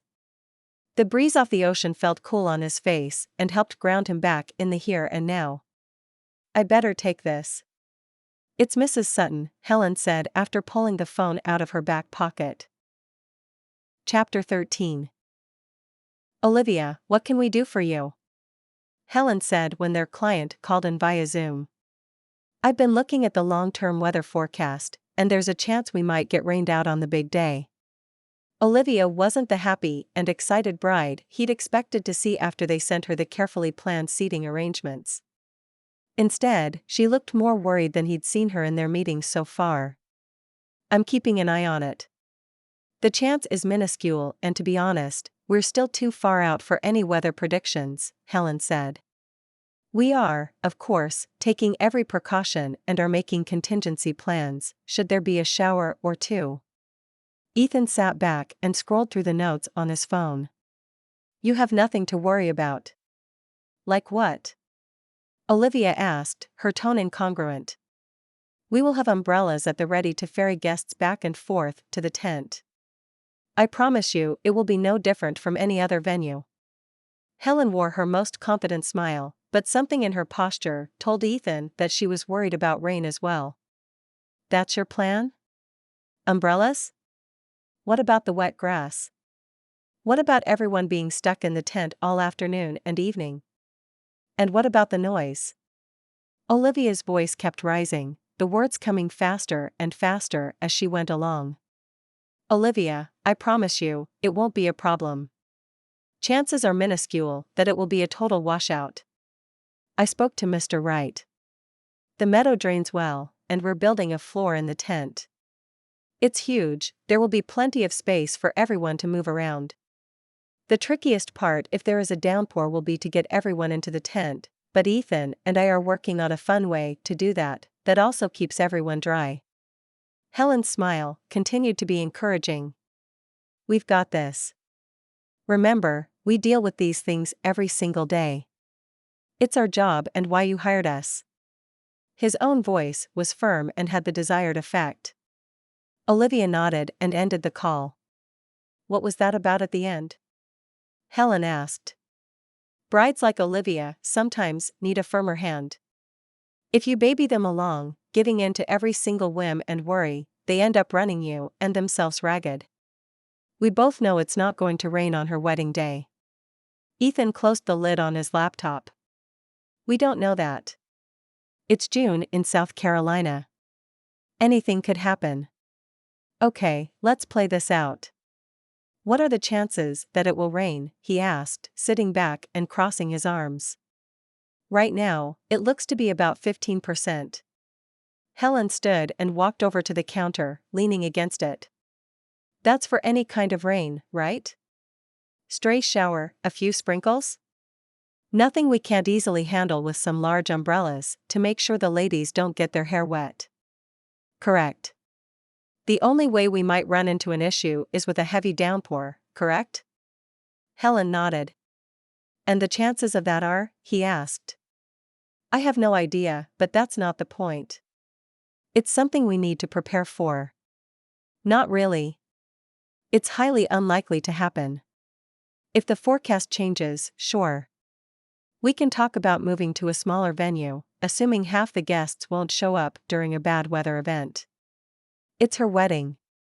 People will come rain or shine. Unless we get a stray early hurricane or something, in which case we'll have to postpone, anyway. What do you propose we do? If the rain is so bad that we are having trouble getting people to and from the venue, I think we'll have bigger issues with things like the plywood floor or getting the tent raised in the pouring rain, for example. Don't think I haven't thought of that. Or that it won't be safe to run drop cords to power the kitchen equipment." Helen paced back and forth in the small space. "A small generator could take care of that. I'll see who around here has something we could borrow. If we have to, we'll set the kitchen up away from the main tent and carry the food in. Which means more umbrellas, and extra people to help with that." Helen shook her head. They weren't getting anywhere. "Why don't we take a break for a bit? Regroup tomorrow? I'll make a few calls about the generator and the outdoor kitchen," he said. "Fine. I need to get out of here for a bit. Maybe Olivia has a point about people being stuck in the tent." Helen packed up her things. "It'll be okay, and trust me, the tent is a whole lot bigger than this place." He had the measurements, but he also had a feeling they wouldn't know exactly how big the space was until it was up and they got a chance to move around the area. "I sure hope so." She gave him a small smile and walked out the door. Everything going to plan in South Carolina? Floyd asked when he video called that evening. Everything's fine. Ethan walked through Miss Doris's house, watering plants as promised. Any luck with Mrs. Sutton? I've met with her, yes.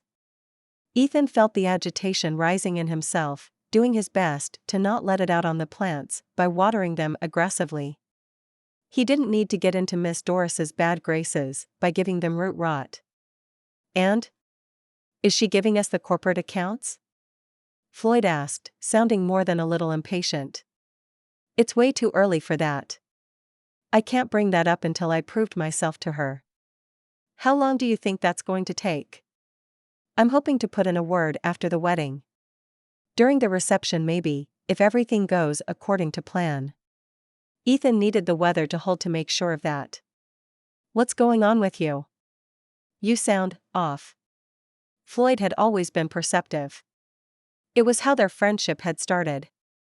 He'd had a couple of bad days after getting dumped, and Floyd had dragged him out to a bar. Just one of those days when nothing's going right. The bride is worried about rain and, to be honest, we're putting on a brave face, but if we get a downpour, all bets are off. He shrugged and almost dropped his phone into the pot of African violets who probably wouldn't survive that kind of incident. Oh, please. You got the AC up and running at a church meeting hall during that heat dome last summer when every single heating and air guy in the greater Phoenix area was booked up for months. If anyone can make this happen, come rain or shine, it's you. Floyd's vote of confidence wasn't just a pep talk. His friend did think the world of him, and Ethan would always appreciate that about him. I'm not sure I'm cut out for doing this on my own, you know? It's different when you have someone else to pass the buck to. Someone who would tell you what to do. Someone who would get the clients and make the schedule. Take care of taxes and paychecks and all the other stuff he hadn't completely figured out when it came to working for yourself. Oh, please. Like you'd ever go back to working for someone else. This is the dream. Floyd sat in the old IKEA chair leftover from Ethan's college days. Sure, it creaked when you sat down and looked a little grimy, no matter how much he'd vacuumed and spot cleaned it. He missed that chair. It was the most comfortable piece of furniture he owned. I appreciate the vote of confidence, but there's something to be said about being able to clock out and actually take a weekend off. Ethan sighed and poured the last of the filtered water on the small palm tree in the corner of the living room. Like you ever take a weekend off. Stop worrying. You've got this. You're Ethan Shaw, the best in the biz, and once you nail the Sutton account, everyone in town will know it. He hoped Floyd was right. I'll see what I can do. Eye on the prize, buddy. You've got this. Ethan hung up the phone and walked back to his place, feeling better and ready to brainstorm a few contingencies in the case of rain. There wasn't much they could do about the tent or the floor, but the plywood should hold up for a few days. The biggest issue was getting people to the meadow and back, especially women in heels. An idea started to form in his mind. Chapter 14. Helen poured herself a second cup of coffee and settled in on the couch, her laptop and notebook close by, when her phone rang. Hi, Ethan. What's up? She asked. The handsome Arizonian had occupied her mind since she stormed out of his place last night. I had a thought I wanted to run by you. It's about getting people to the tent and back. What do you think about a few of those limo-style golf carts? They should be light enough to not cause damage to the pasture, and we can decorate them with bows and flowers to make them look festive. It's an option.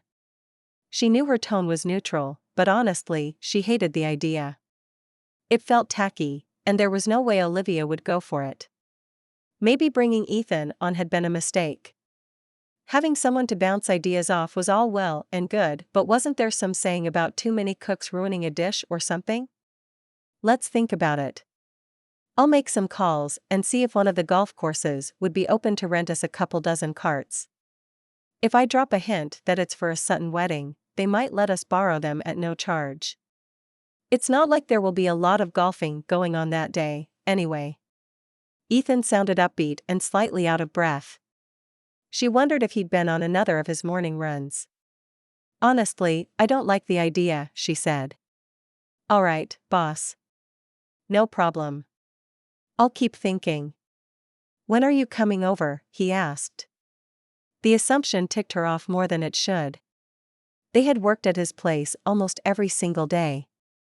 She couldn't really blame him for assuming today would be no different. I'm not sure yet. I'll call you once I figure out my day, Helen said before ending the call. She pulled her notebook in her lap and flipped through it, going through the calendar and various to-do lists she'd made. Something was bothering her that had nothing to do with Ethan Shaw. It was nothing more than a niggling feeling, but Helen couldn't shake the thought that there was something she was forgetting. Something important that needed her input and attention. After 15 minutes of skimming notes, she gave up and hoped it would come to her in the shower. Clean and more alert, she pulled on one of her favorite lined dresses and ran her fingers through her damp hair. There was a lot that needed to get done today if they wanted to stay on track for the biggest wedding of the season. With summer gone and no one else she trusted, she didn't have much of a choice than to keep Ethan on. Even if things were getting a little complicated with this mutual attraction they had going on. For now, she needed him. Her heart would have to take a back seat, and she would give working with Ethan another chance. After all, it wasn't his fault he couldn't read her mind. Determined to do a better job of communicating with the man, she got into her car and drove over to Miss Doris's place and the small cottage that had become her home away from home. Walking up to the door, she saw Ethan working on his laptop. He looked up when she knocked on the door. Hey, I thought you were going to call, he said, looking surprised. I did, didn't I? Sorry. Forgot all about that and headed over here. Habit, I guess. She put her stuff down next to his computer and pulled out the notebook, opening it to the list she'd made this morning of what needed to get checked off today. No problem. Can I get you anything? Ethan asked, his eyes darting to the screen of his computer. I'm good. What's this? She asked, pointing at the images of a Mediterranean-looking place she'd never seen. Research. I've been looking at wine options. Olivia wants something local, right? He walked over and closed the tab, revealing a Google search page for local vineyards. She did, but to be honest, I'm not sure that's a viable option. South Carolina isn't exactly known for its wine. Peach cider? Yes. Muscadine wine? Of course, that's a local tradition. But high-end whites and reds? Not so much. But if that was what the bride wanted, they'd at least have to give it a shot. Even if it meant taste testing subpar fermented grape juice. Chapter 15. I can't believe you found this place. Helen spun around, the skirt of her white linen dress flaring out slightly. The top was tailored, showing off her curves. She'd exchanged the large leather purse she carried everywhere for a small crossbody bag, just large enough for a phone, the ever-present notebook, and maybe a lip balm. At least, that was Ethan's best guess. Not that he was an expert in women's handbags or anything. Do you want your cardigan? He asked, pulling the cashmere top from the back seat where Helen had tossed it when he'd picked her up an hour ago. Yes, please. She held out her hand, their fingers briefly touching like they had so many times over the past week. Since their almost kiss the day before, he'd been itching to touch her and pull her into his arms. Here you go. Let's go taste some wine. Ethan led the way up to the main building. The vineyard looked nicer than it had on the website. Grapes grew as far as the eye could see. He'd been surprised to find something this close to the coast. I think this Riesling will be perfect, Helen said after they'd tasted 4 different whites. Is it organic as well? Ethan asked the owner. Ray Britton nodded his head, covered in salt and pepper hair. Everything we produce here at Britton Winery is organic. Ready to move on to the reds? I have a lovely Merlot that I get from a friend in North Carolina. It's organically grown as well. Bring it on, Helen said, popping a few pretzels into her mouth. Her cheeks were starting to flush. He should probably get some food for her before they headed back. You should stay around. We have a band playing out in front of the restaurant tonight, Ray said as he poured them each a small glass of the dark red liquid. What do you think? Dinner and a concert? Ethan asked after they'd placed their order. Much to his relief, Ray had been able to fill it on short notice and even offered to deliver the day of Olivia's wedding.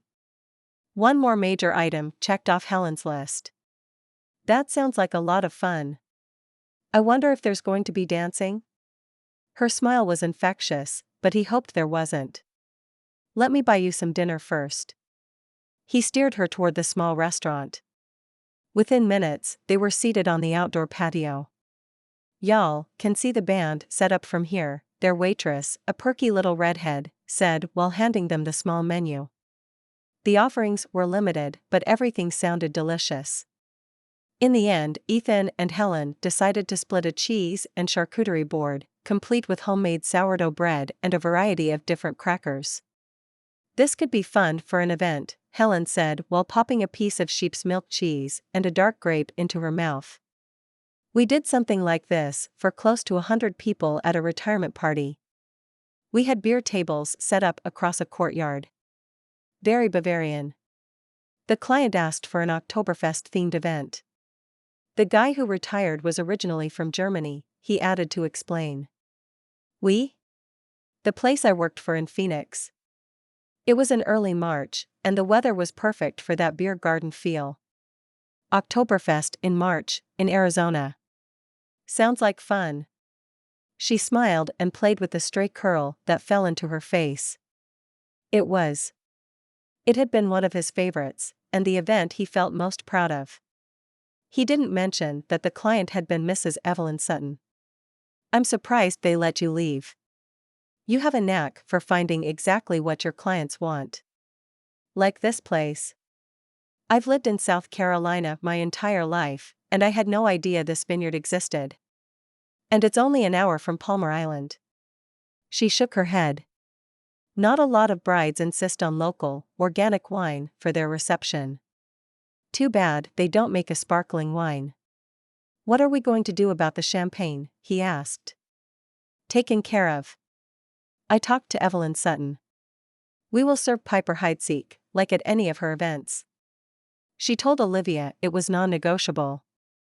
That'll work. He could only imagine that exchange. While not quite the worst bride he'd ever worked with, Olivia had been on the more demanding side, changing her mind 3 times before finally settling on anything. Like this last-minute wine request. It's all finally coming together, isn't it? That's enough work talk, though. Let's take the rest of the evening off and enjoy ourselves. We deserve a break. She took a sip of the Chardonnay she'd ordered. You've got it. He took a long draught of his beer and tore off a chunk of the freshly baked bread. They watched the band set up and wandered over to the courtyard after finishing their meal. To Ethan's relief, there was no dance floor. Instead, the courtyard was filled with benches, tables, and various chairs. Ray motioned for them to take one of the small tables toward the front. It offered them a perfect view of the performance. What can I bring you? It's on the house. The vintner was obviously pleased with their large order and was possibly hoping for repeat business. I'll take another glass of your Chardonnay, Helen said. Ethan decided to switch to water. He was driving, and between the tasting and the beer he'd enjoyed with dinner, he was at his limit. The band was good. A fun mix of beach music and country. It was a good fit for the setting, and the small crowd gathered in the courtyard was enjoying themselves. Do you want to get some air? Helen asked when the band took a small break. She rose and pulled her cardigan on. Ethan followed suit, and they strolled along a small gravel walkway that wound its way through the vineyard. It was quiet, the full moon overhead lighting their path. They took their time, enjoying the cool night air. Ethan put his arm around Helen's shoulders, holding her close. When they stopped, she dropped her head on his shoulder. Tired? He asked. A little. He couldn't see her face. The band started playing again, the sound softly wafting up into the vineyard where they stood. Dance with me? He asked, surprising himself. He took a step back and held out his hand. She walked into his arms, and they swayed to the music right there among the grapevines.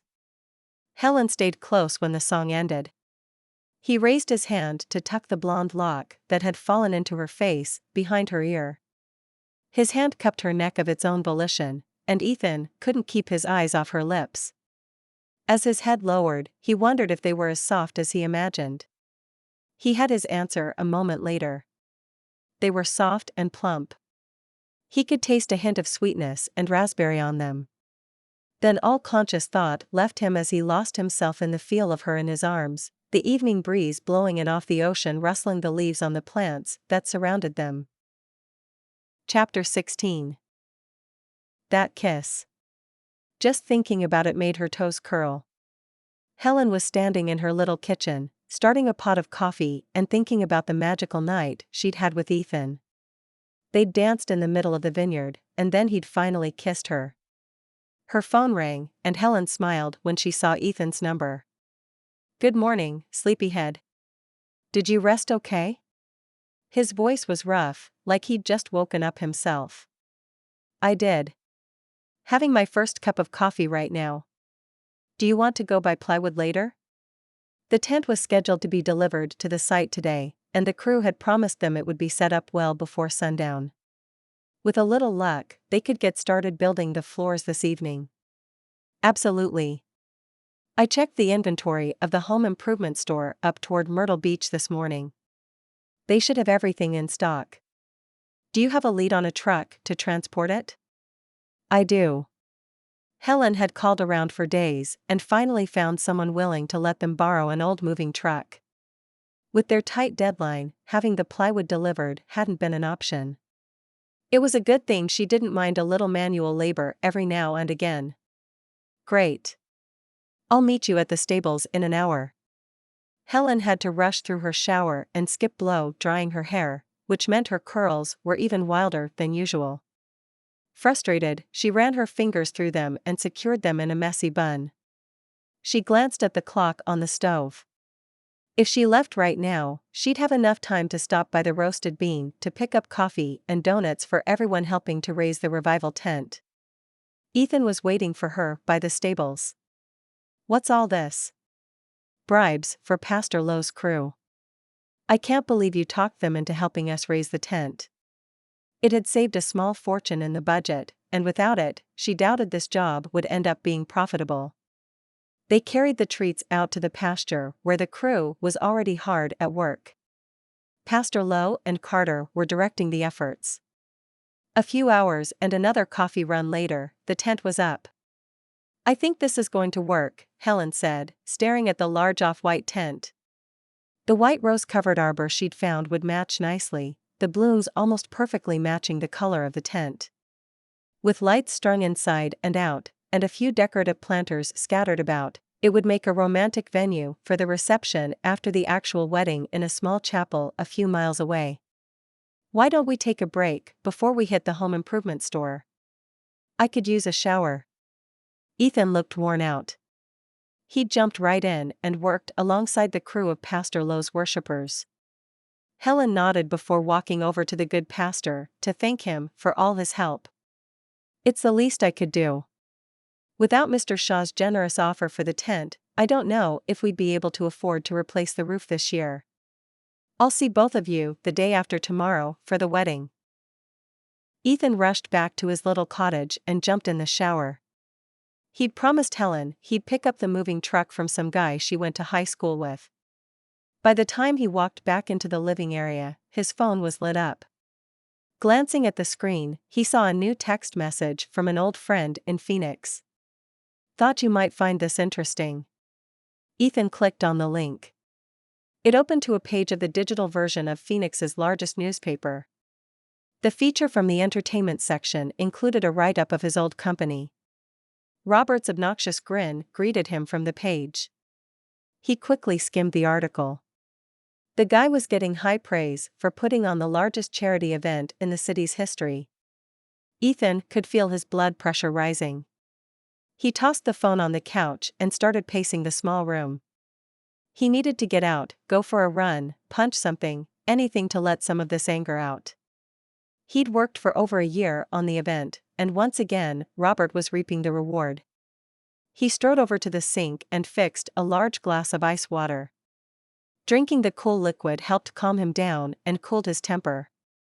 By the time he arrived with the truck to pick up Helen, he was feeling more like himself. She climbed up into the cab and leaned over to kiss his cheek. "You clean up nice," she said, before settling into the large passenger seat. "Don't get distracted." He needed to take a step back and let things cool off between him and the pretty event planner. He was on a mission to cozy up to Evelyn Sutton. Helen was a distraction he could no longer afford. He only had a few days to convince Mrs. Sutton to let him handle the Sutton and Sutton Corp accounts. The Phoenix article wasn't going to help matters. "Let's get these floors taken care of," he said, asking her to double-check their measurements as he made his way up toward Myrtle Beach. The moon was up by the time he installed the last piece of plywood floor. It was late. Ethan was hungry, and his back hadn't ached this much since an unfortunate snowshoeing trip with friends in Colorado a few years ago. He knew this ache. He'd have a hard time walking in the morning. "I can't believe you got all this done in one night." Helen sat down in the middle of the large space. It had taken hours, but it was done. And she'd been a surprisingly big help. "I couldn't have done it without you." He meant it.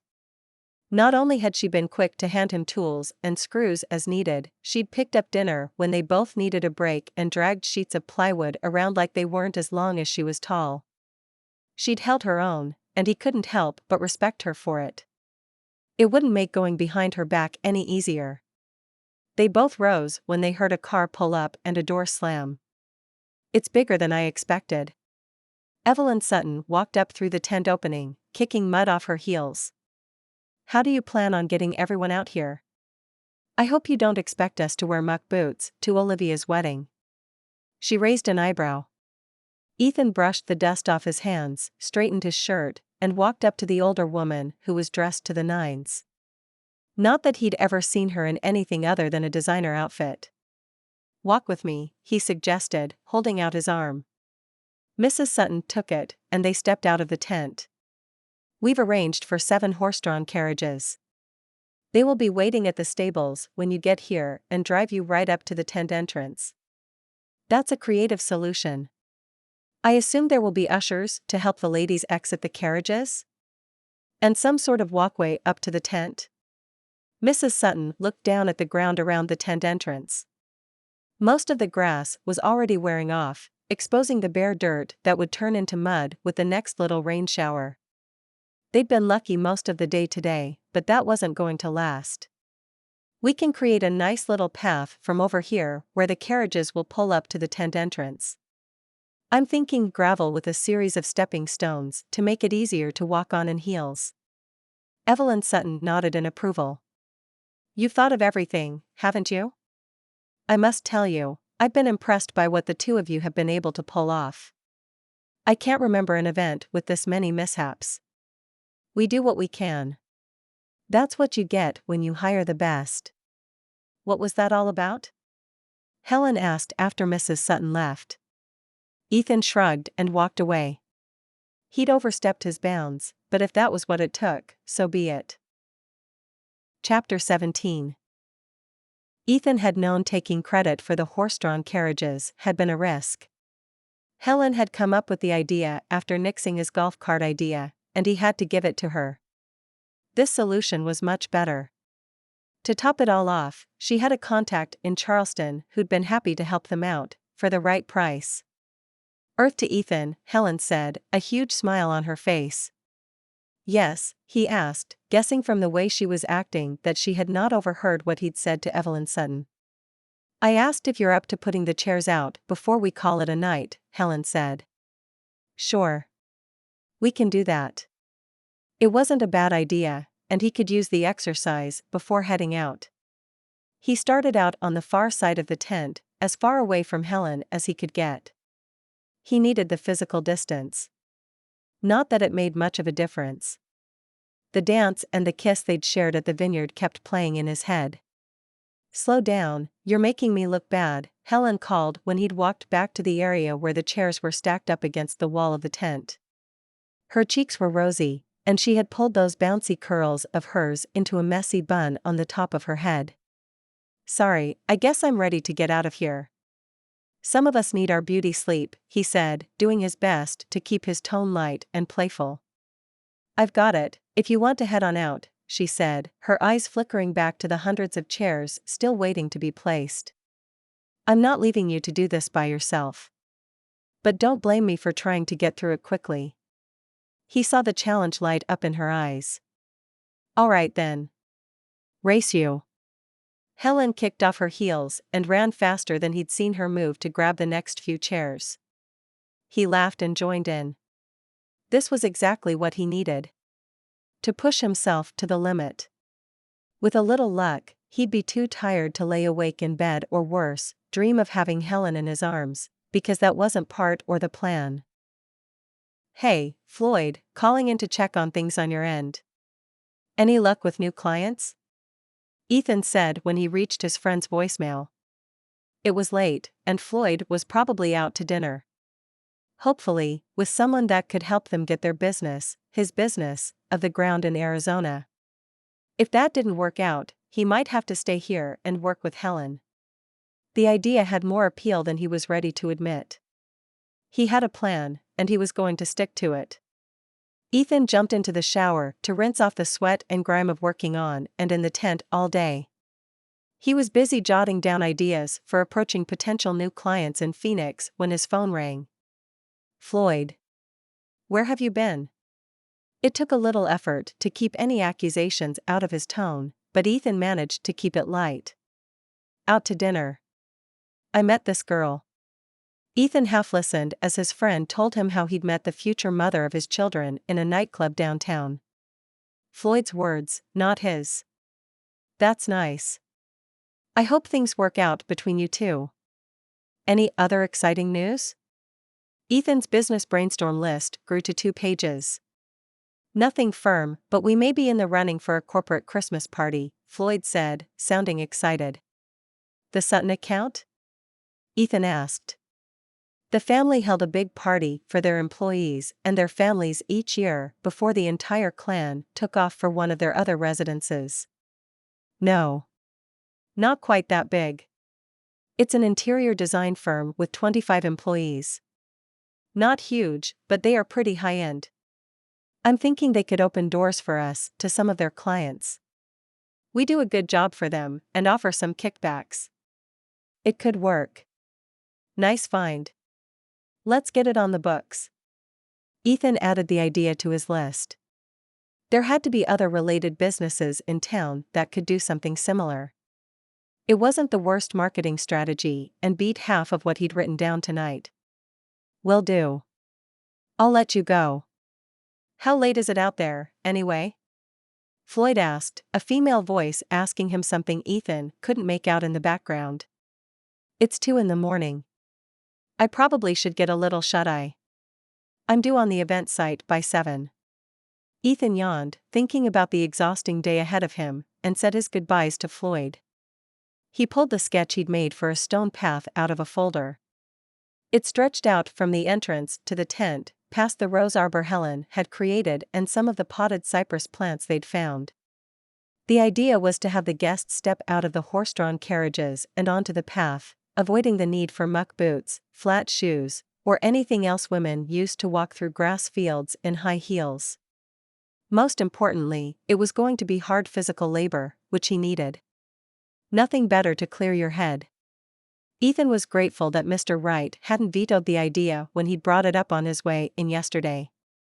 Between the pathway work and doing what he could about getting his Arizona business off to a start from here, he might just survive the next few days of spending most of his waking hours around the beautiful and tempting Helen Williams. Chapter 18. "Helen, it's Chloe," the voice on the other end of the line said while Helen fixed her first cup of coffee. Chloe, what can I do for you? I was wondering if you had the finalized order for the table settings for Olivia's wedding. Chloe's voice sounded distracted.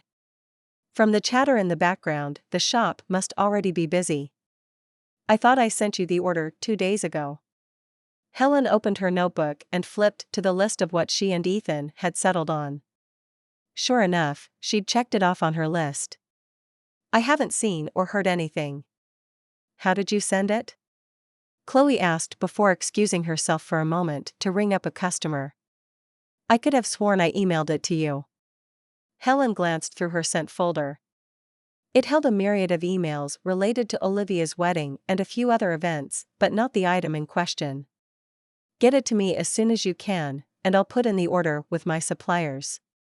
If I place it this morning, we should be okay, Chloe said before hanging up. I can't believe this. Helen looked through folder after folder, finally finding the email in her drafts. She'd composed it but forgot to hit send from the looks of it. Taking a moment to double-check everything was correct, she sent it off. 2 minutes later, she had a reply from Chloe that she'd gotten it. Taking her coffee to her desk to look out the window, she called Summer, hoping her friend wouldn't be too busy in the lab to talk. What's up? I haven't heard from you in days. Everything going okay with the big wedding? Summer asked. Everything's fine. I'm just a little distracted. I almost forgot to put in the final floral order. It was stretching the truth a tiny bit because she 100% would have forgotten if Chloe hadn't called. That's not good. What happened to your checklist system? Summer asked. It had always baffled her friend how she'd been able to stay on top of everything, using nothing more than her beloved notebook. I must have checked it off before I hit send. Anyway, it's no big deal. It is, and you know it, or you wouldn't have called. What's going on, Helen? This doesn't sound like you. Summer's tone grew serious. I kissed Ethan, and it's messing with my head, Helen blurted out before she could check herself. Say what? Summer's voice rose and went up an octave or two. Technically, I guess he kissed me. We were at this adorable little vineyard a couple of hours from here. They had music playing, the sun was setting, we went for a walk, one thing had led to another and left her in Ethan's arms, enjoying the best kiss of her life. Don't stop there. I need details. There isn't much to tell. We went for a walk. He asked me to dance with him out there in the middle of the gardens. Next thing I know, his fingers are brushing over my hair, and then he kissed me. Helen shrugged, fully aware her friend couldn't see her. And there's nothing else to tell. Maybe spilling the beans had been a mistake. How was it? Toe-curlingly good, or cringe-worthy? Did you kiss him again? Has there been more kissing since? Summer rattled off question after question in fast succession. Helen smiled. Maybe this wasn't such a bad idea. Her heart felt a little lighter talking about the experience that had rocked her world. It was a very nice kiss, and that's all I'm going to say about it. No kissing since. But you want to, Summer said with conviction. If I'm honest, yes. Reliving the kiss in her dreams wasn't enough. But what was she supposed to do? Ethan hadn't said a word about it since dropping her off at home that night. Nor had he made any attempts at repeating the experience. Quite the opposite. He seemed to do everything he could to keep his distance. At least as much as you could when you worked closely on a project together. That's definitely an interesting development. Who knows, if things work out between the two of you, you could bring Ethan on as a partner, Summer said. I don't know about that. When you offered me the job, you said you had more work than you could handle on your own. With Ethan by your side, you could expand down to Charleston, make this as big as you've always dreamed it could be. Maybe. It was something to think about. With a clear head, which she needed, desperately, if she wanted this wedding to go off without a hitch. Chapter 19. Of course I haven't forgotten about your retirement party, Helen assured Mr. Higgins. She had, and it was coming up next Friday, but it would do no good to tell him and have the friendly banker worry about it. I only wondered because I noticed the check I wrote you for the deposit hasn't been cashed yet. You didn't change your mind on putting this together for me, did you? Mr. Higgins sounded concerned. Of course not. Everything is right on schedule. I have the details in front of me. Helen frantically thumbed through her notebook until she found the page she'd scribbled her notes on. She could still pull this off. It wasn't going to be a piece of cake, but if she put in the hours, called in a few favors, and maybe got some help, she could still pull this off. As long as you're in charge, I won't worry then. Miss Doris has been singing your praises. She's the reason I hired you. I wasn't going to make a fuss, but she insisted I needed a proper send-off. Mr. Higgins chuckled. It'll be a party you'll be proud of. And I promise you, even Miss Doris will be pleased. Helen wrapped up her call and got to work prioritizing tasks. By the end of the exercise, she realized she needed help to get the ball rolling on things, while also finishing up the Sutton wedding. Helen hesitated for a moment before dialing Ethan's number. Something had been off the past day.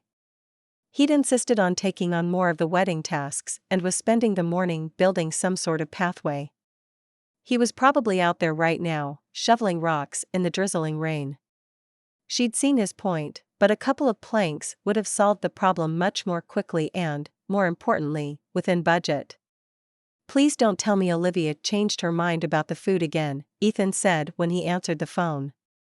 He was a little out of breath, stammering his words. The sound of a shovel hitting the dirt ran through Helen's cell phone. Thankfully, no. At least not yet. Helen crossed her fingers that there would be no more requests. It's too late at this point, anyway. The catering order is locked. That's a relief. What's up? I have a question for you. A proposal, really? Helen moved the phone from one ear to the other. Maybe this wasn't something you discussed over the phone. A proposal? I didn't think we were that serious. Helen didn't have to see Ethan to know he was smirking. Why don't I pick us up something for lunch?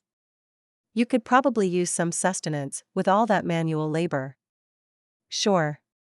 Something cold, if you don't mind. I'm almost done here. We can work on the arbor and planter arrangements after we eat. Helen ordered sandwiches and a large pitcher of lemonade from the Roasted Bean and picked them up on her way to the stables. This has got to be the best thing I've ever had to drink, Ethan said after sucking down half of the lemonade. I'm glad you like it. Mitch does a pretty good job. I use him to cater smaller events sometimes. Helen unfolded the blanket she'd brought and spread it out to protect the oriental rug covering the plywood floor. It was one of several they'd either borrowed or bought used for the event. This is fun. I can't remember the last time I've been on a picnic. Ethan sat on a corner of the blanket and started digging through the food containers. She couldn't either. They enjoyed their meal before playing around with the arrangement of the planters and arbor they'd purchased to spruce up the outside of the revival tent. It's starting to look like a wedding venue. I think Olivia and both Mrs. Suttons will be pleased. Ethan stood back and admired their work. He was right. It was all coming together nicely. I was wondering, Helen said. Here comes the proposal, Ethan said, mirth in his voice. Go ahead, spit it out. I can't promise you a yes, but I do promise to keep an open mind. I have a last-minute retirement party and was wondering if you would want to partner on it. It's not a lot of money, but it's this coming Friday, so a quick turnaround. She held her breath, studying his face. Sure. Do you have a lot of these last-minute events down here? Well, it's not supposed to be this last minute.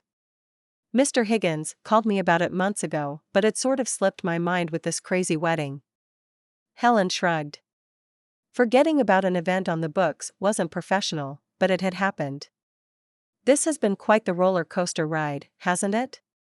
And I didn't come on board until late in the game. What can I do to help with Mr. Higgins's party? Don't you want to know how much it pays first? Helen asked. Ethan shook his head. You need help. And to be honest, I can use the money no matter how much or how little it is. That surprised her. Maybe this explained why he'd been so pushy about taking charge of the Sutton event. She went through her list, and Ethan was happy to take on any task she suggested. With both of them working together, they'd be caught up in no time. The remaining day went by in a flurry of activity. By the time they arrived at Olivia's bridal shower, Mr. Higgins's retirement send-off was back on track. I hope the caterer will do a better job with the gluten-free fare for the reception, Olivia's mother commented. Evelyn Sutton nodded in agreement with her sister-in-law. Helen stepped up to reassure the two women when Ethan put a hand on her arm. Let me. He walked off before she could protest. She didn't get it. He'd been perfectly happy letting her run the show for the Higgins party, yet here he was, once again butting in. Helen didn't like it. Evelyn Sutton was her biggest client. Between the Easter get-together and the 4th of July parties the woman was throwing each year, the account made up half of her annual revenue. And Evelyn was considering spending Christmas down here as well, with her children raising their families on the island. Evelyn Sutton could make or break her business, and no matter how much Helen liked Ethan, she wasn't about to let him ruin everything she'd built these past few years. A waiter walked by with a tray of spinach quiches. Helen grabbed a few and popped them into her mouth. By the time she realized these were not the vegetarian version of the dish they'd ordered, it was too late. Her throat was closing up and only a soft grunt escaped her lips. Chapter 20. Ethan was doing his best to assure Martha and Evelyn Sutton that the caterer out of Charleston they'd hired for the event would provide something delicious and clearly labeled as gluten-free. Food allergies are nothing to toy with, Olivia's mother said, her eyes roaming across the large room at the country club where they'd chosen to host the bridal shower. Helen?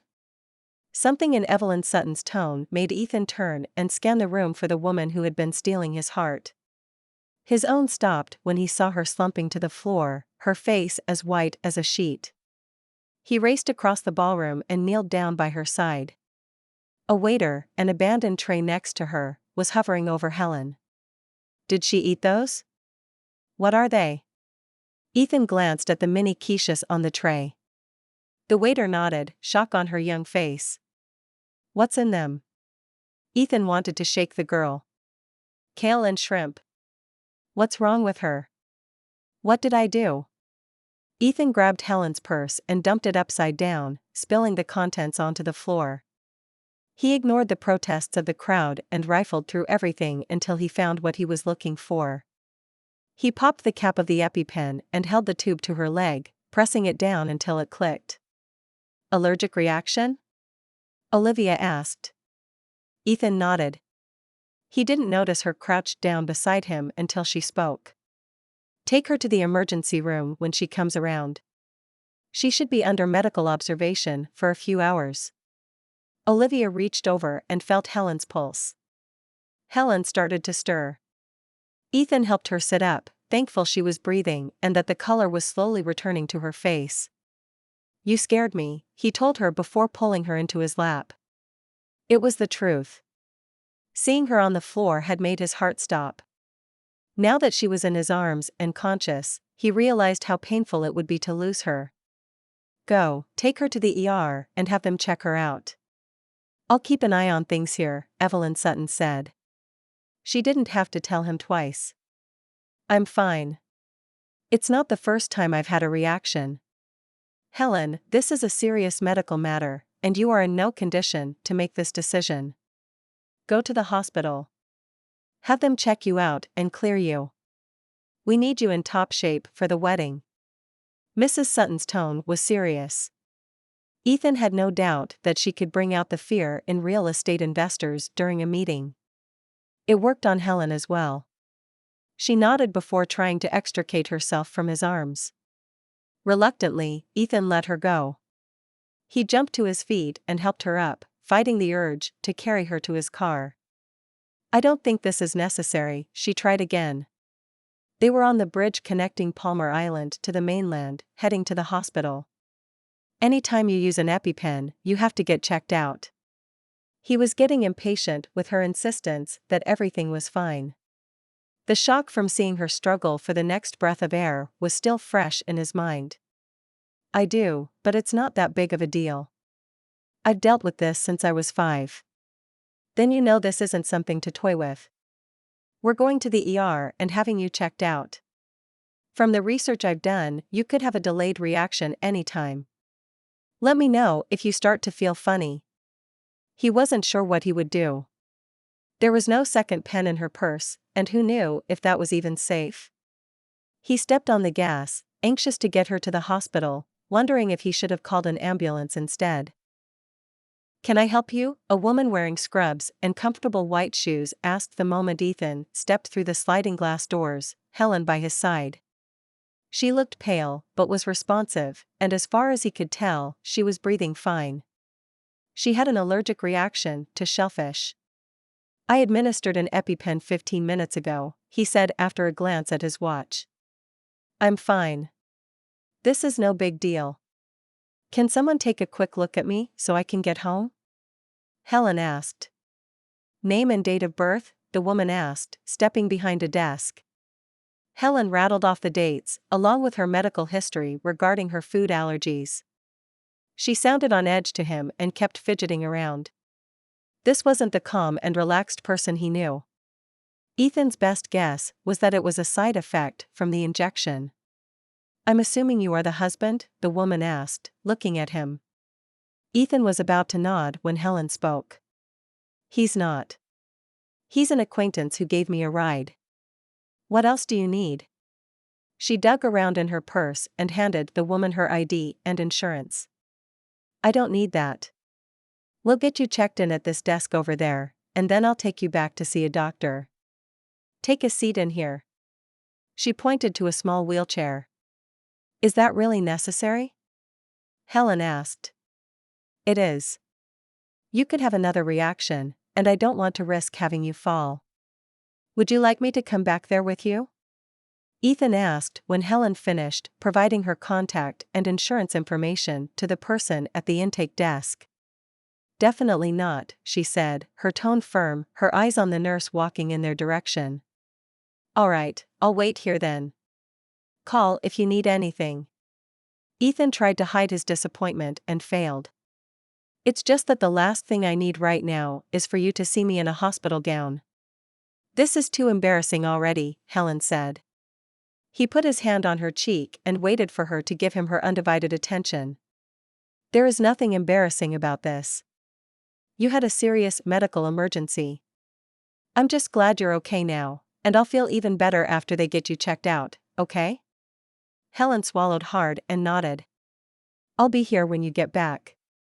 He brushed his thumb across her cheek, then let his hand drop, instantly missing the physical connection.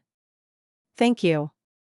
Her tone was sincere, and she turned to look back before stepping through the double doors that marked the entrance to the inner workings of the ER. How is Helen? Evelyn Sutton asked when she called half an hour later.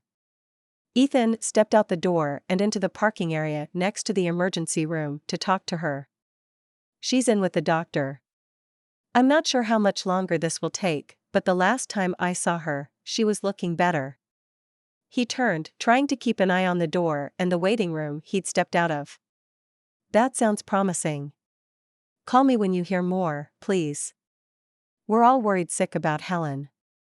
I don't know how this happened. She's usually so careful. From what I can tell, it was a fluke accident. I'm sure she'll be fine, and I know she appreciates you checking in on her. Ethan spoke fast, anxious to get back inside, even if it could take a while before he heard anything from Helen. We wish her all the best, and I'm assuming you're picking up the slack while Helen is out as far as wedding preparations go? Mrs. Sutton asked. Of course. Though I don't foresee her being out of commission for more than a few hours. I'm sure she'll be up and at it first thing tomorrow morning. I hope you're right. He ended the call and walked back into the waiting area to settle in for a long wait. At least there was quite a bit he could accomplish from his phone. Ethan sent off a few emails and was staring at the sorry state of his bank account when Helen came out, escorted by a nurse. "Everything okay?" he asked. She nodded, looking much calmer than she had before. "Let's get out of here. Can you take me back to my car?" "I'm not letting you drive tonight," he said firmly.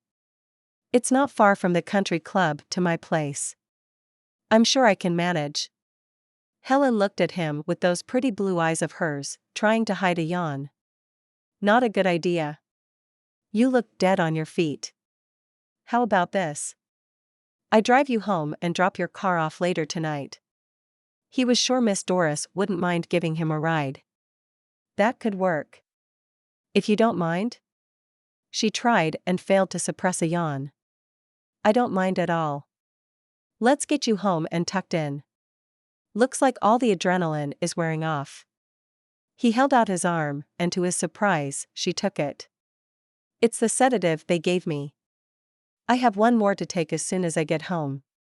I'll probably conk out as soon as my head hits the pillow," she said as they made their way to his car. "And you were going to drive?" Ethan shook his head and opened the door for her. After making sure she remembered to buckle her seatbelt, he drove across the island to her place. "I've got it from here," Helen said, attempting to jump out of the car after nodding off during the short drive. "If you don't mind, I'd feel better if I walked you up and got you settled in. You gave me quite the scare earlier." Ethan put on his most charming smile. Whether it was the emotional blackmail or simply the fact that she was too tired to refuse, but Helen not only let him walk her up, but help her get ready for bed. "Here. Don't forget about this." He handed Helen a glass of water and the sedative he'd retrieved from her purse. "Thank you.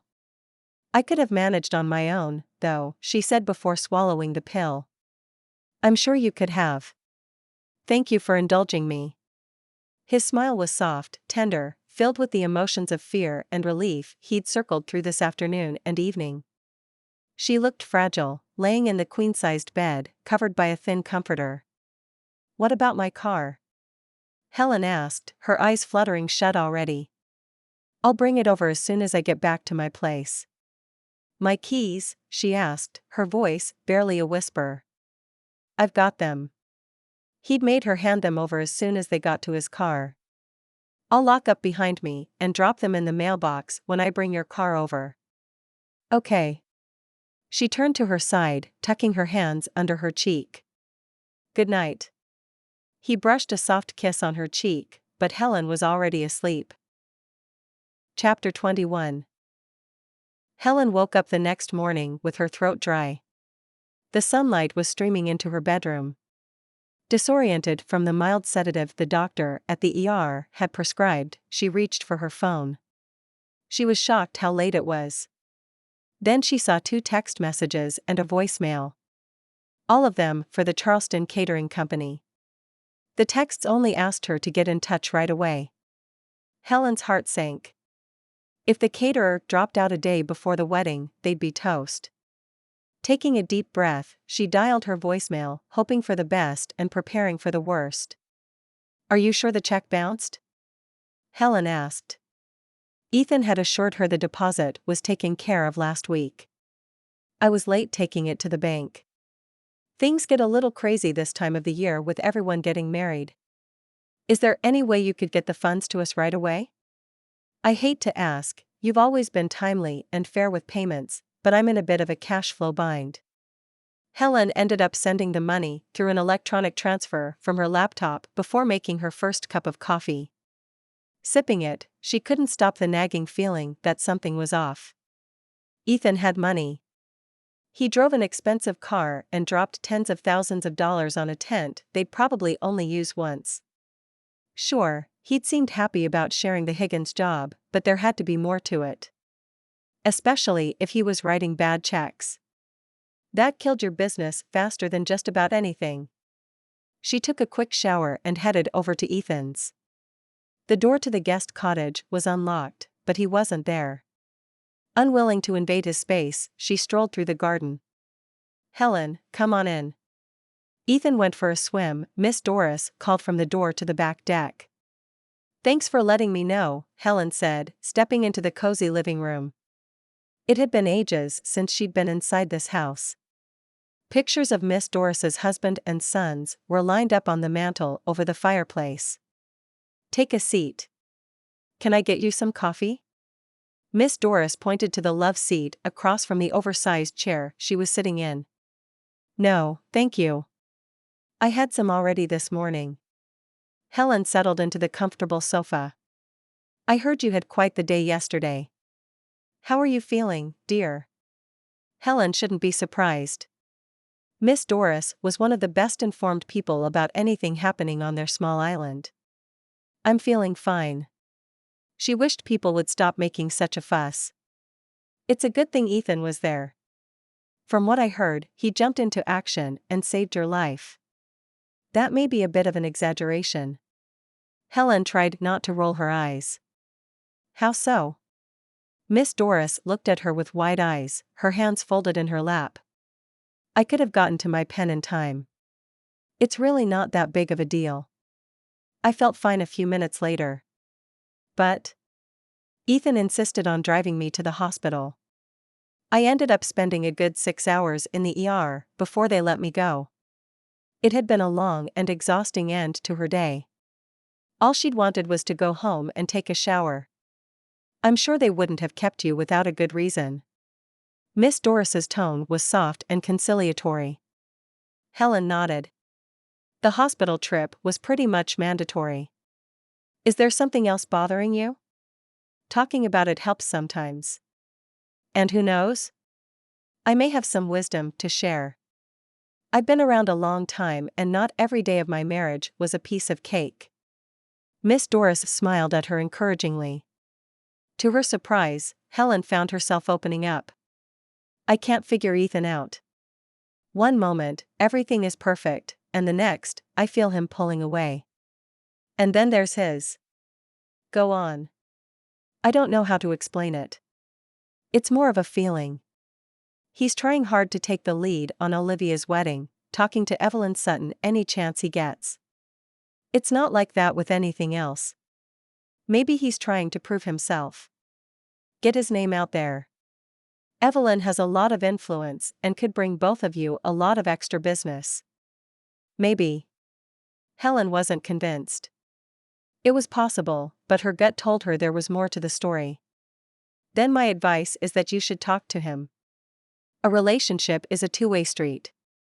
If you two want to make this work, you have to learn to communicate. There's Ethan walking up now. Helen rose and watched him run up the stairs of the wooden boardwalk that led over the dunes that separated the houses from the beach. Still unsure what to do, she stepped out on the deck and waved. Chapter 22. Miles and miles of sand stretched in front of him as Ethan put one foot in front of the other, jogging close to the waterline where the sand had compacted. This he would miss. The early morning runs. Being able to step out his front door and go for a run. Waking up to the sound of the waves rolling in and the salt in the air. And it wasn't the only thing that was beginning to pull at him. A certain young woman with curly blonde hair and stunning blue eyes had him dreaming about actually building a life here on the island. Ethan shook his head. This wasn't good. He hadn't come here to fall in love. He had a job, a goal, and it was so close he could taste it as much as the salt in the air coming off the ocean. He slowed his stride when his phone rang. He touched the Bluetooth headset to answer the call.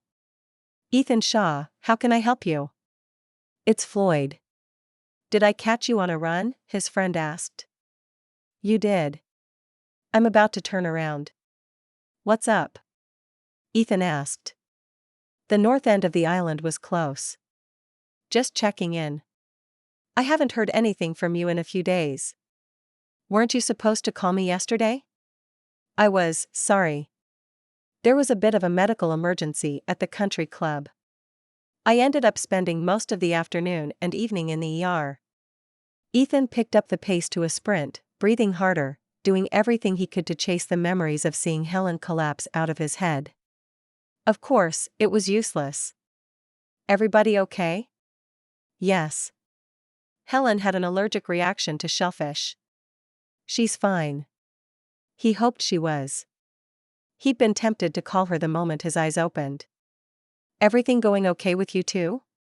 Floyd asked. It is. Better than fine, actually. The words were out, and he couldn't take them back.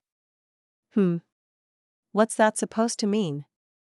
Ethan asked as he rounded the turn at the north end of the island. He slowed his pace enough to keep up the conversation, waving at a couple walking their dog as he passed them. Exactly how well are the two of you getting along? Floyd asked. Well enough that I'm wondering if I could make it work out here. It was about more than Helen, but she was a big reason why he was entertaining the idea. You can't do that, Floyd said with more emotion than he'd expected. Why don't you come out here for a visit? I think you'd like it. We could. We can't. You can't. Trust me. Floyd's tone grew increasingly more serious. Did something happen? You could say that. Floyd sighed. What? Ethan grew agitated, picking up his pace again. He didn't have the spare air to pull every word out of his friend. Robert, what else? You can't let him get away with this. The stories I'm hearing. Ethan felt the bile rise in his throat at the mention of his nemesis. Tell me. I talked to Clarice. At least half of our old team quit, the rest aren't in a position to take a pay cut. She's taking a fast food job until she can find something else. He's working them ragged, raging at everyone, and blaming anything that goes wrong on them or the vendors. From what I'm hearing, half the caterers and florists are pretty much fed up with him and his antics. But it's the biggest event planning outfit in town, so most vendors didn't have a choice but to work with them if they wanted to stay afloat. That was bad enough, but thinking about Clarice and the rest of their old team? It made Ethan sick to his stomach.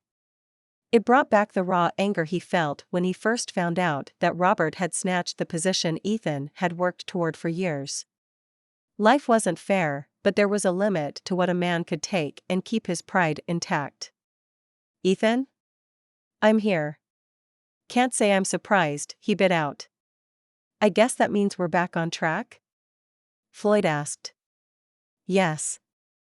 Ethan touched his earpiece to end the call and sped up until he was almost sprinting back to the house. He was out of breath and drenched in sweat when Miss Doris's place came into sight. And he was no closer to figuring out how he could get Helen out of his head and his heart. Deep down, he knew that would be key to making all this work. Too bad his heart had other ideas. She took his breath away. Helen walking across the yard to meet him was the last thing he'd expected this morning. I was hoping you'd get a chance to sleep in, he told her. I did. Listen, there's some stuff we need to talk about. The caterer called. Can it wait until I get some water and grab a quick shower? He turned to walk toward his cottage, Helen falling into step beside him. He poured them each a glass of water and invited her to make herself comfortable before jumping into the shower. He rushed through his regular routine, roughly drying his hair with the damp towel before throwing on a pair of slacks and a shirt. He felt more centered and relaxed than he had in days. Seeing Helen looking like herself was a big part of it. The swim in the ocean had done wonders to help clear his mind. I hope you don't mind, Helen was sitting on the couch, his computer in her lap. Of course not. I wanted to make sure the payment to the caterer cleared. I promise I wasn't snooping, but this article was up, and I recognized the name of the company you used to work for. She turned the screen, showing him the Phoenix newspaper article he'd reread this morning. Darn, why hadn't he closed out of that? Because he hadn't counted on Helen showing up and taking over his laptop. I can see why you left. I googled the guy they mentioned in the write-up. That job was supposed to be yours, wasn't it? Helen closed the laptop. It was. He's the owner's nephew. There wasn't much I could do. He shrugged. She was perceptive. He wondered if she'd make the Sutton connection. She nodded. About the check for the caterer. I am so sorry about that. I was moving some funds from one account to another, and that completely slipped my mind. Thanks so much for covering for me. It won't happen again. She walked over and kissed his cheek. Don't worry about it. I'll take it out of your share of the profits. And as far as your old job is concerned, well, that's their loss, and I'm glad it made you move out here. I'm not sure they feel the same way. He couldn't keep the grin off his face. How did she make him feel better with one sentence? He pulled her close. That peck wasn't going to do the trick. I'm glad you're feeling better, he murmured as he lowered his head. She jumped back. Your hair is dripping wet. He shook his head, sending droplets of water across the room. Not funny. Her twitching lip told him otherwise. I'm glad you're feeling better. What do you want to do today? Helen tapped her finger on her nose, her eyes staring out the large window. The venue is in pretty good shape for tomorrow, and the caterers won't be there until the morning to set up. Let's do one last walkthrough and finish up with the last few decorative items. I think that's all that's left for today. Good. Because I remember the doctor telling you to take it easy. You're not very good at that, are you? Helen laughed. Not exactly. I like to stay busy. Don't even think about suggesting staying in and watching movies all afternoon. He thought for a moment. How about a trip to the botanical gardens? I don't think it's very far, and it looked pretty serene in the pictures I've seen. Palmetto Gardens? I've hosted a few weddings out there. It's a beautiful space. Great for pictures. Her eyes were sparkling. And when was the last time you went out there for fun? He had a feeling he knew the answer. As a child, maybe? That settles it. We'll head to the site now, and then I'm taking you to lunch and the gardens. And just so we're clear, there will be no scoping out of locations, no taking pictures for your website, or anything like that. It'll be a relaxing date. No business allowed. Yes, sir. She grinned and took his hand to pull him out the door. Chapter 23. Helen stepped into the tent, Ethan following close behind her. Her eyes roamed through the place, taking in every little detail. It had to be perfect. Not everything was in place, of course. The flowers wouldn't be delivered until tomorrow morning, and the caterers wouldn't finish setting up until then, either. She walked around, moving a few place cards and smoothing out tablecloths.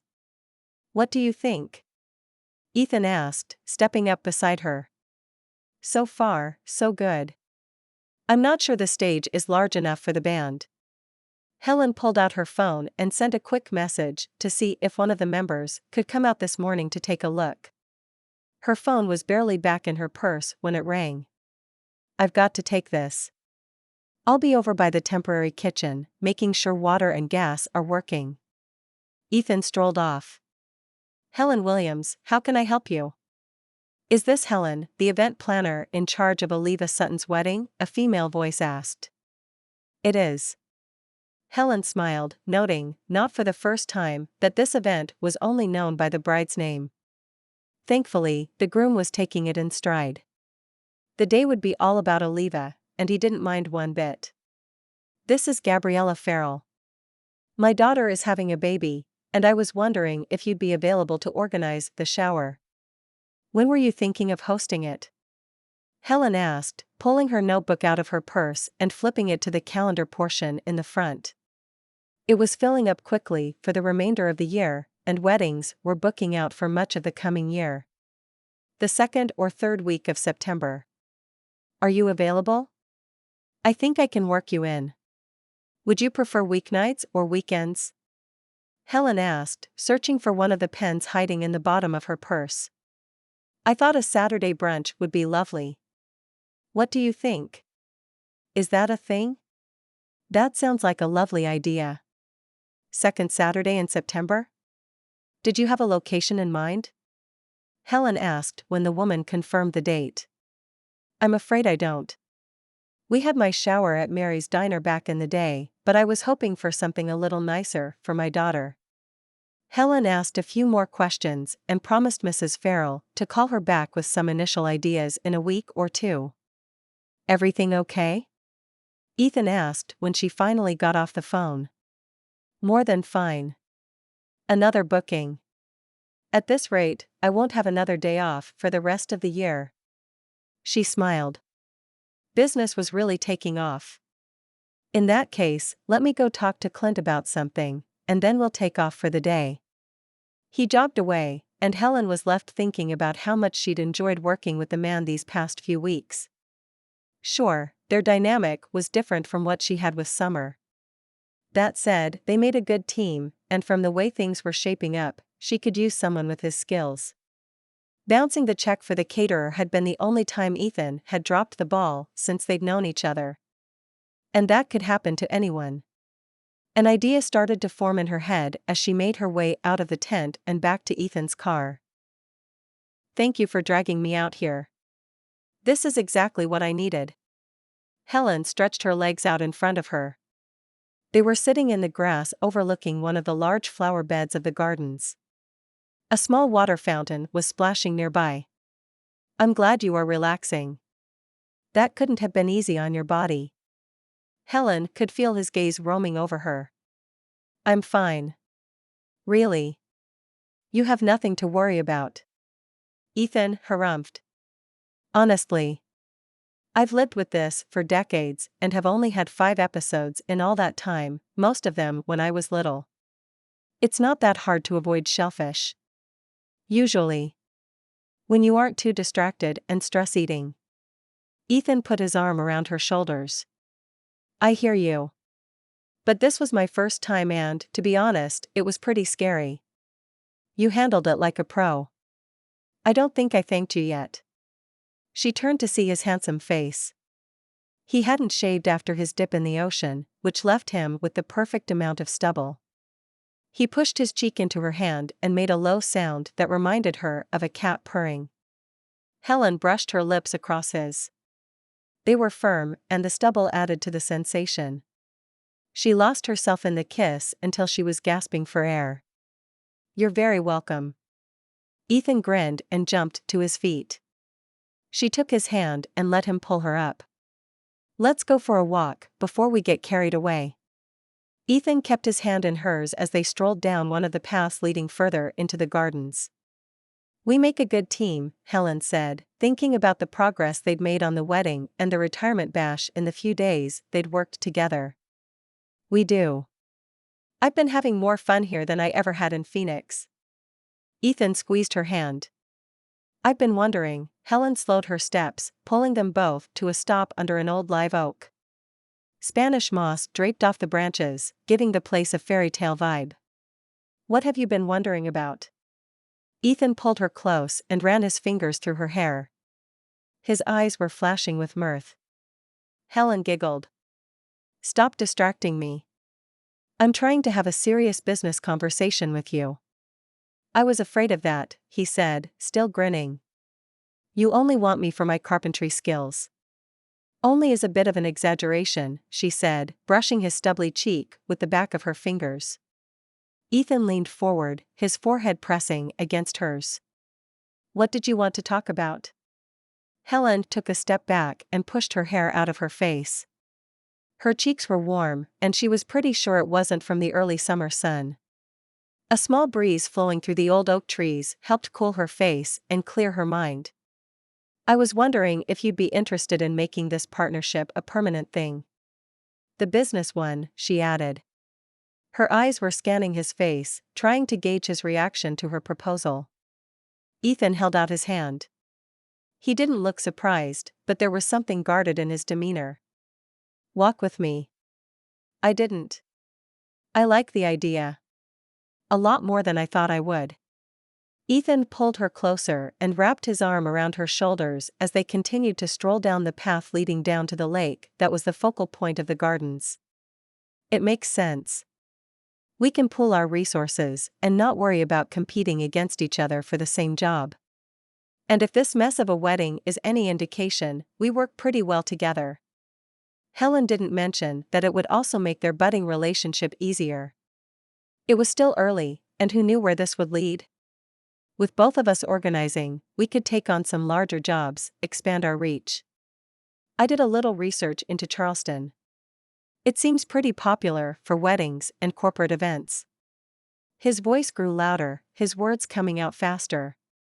He was as excited as she felt about the idea of the two of them working together. "You're not opposed to the idea, then?" she asked, grinning up at him. She hadn't noticed that they'd come to a stop on the side of the path.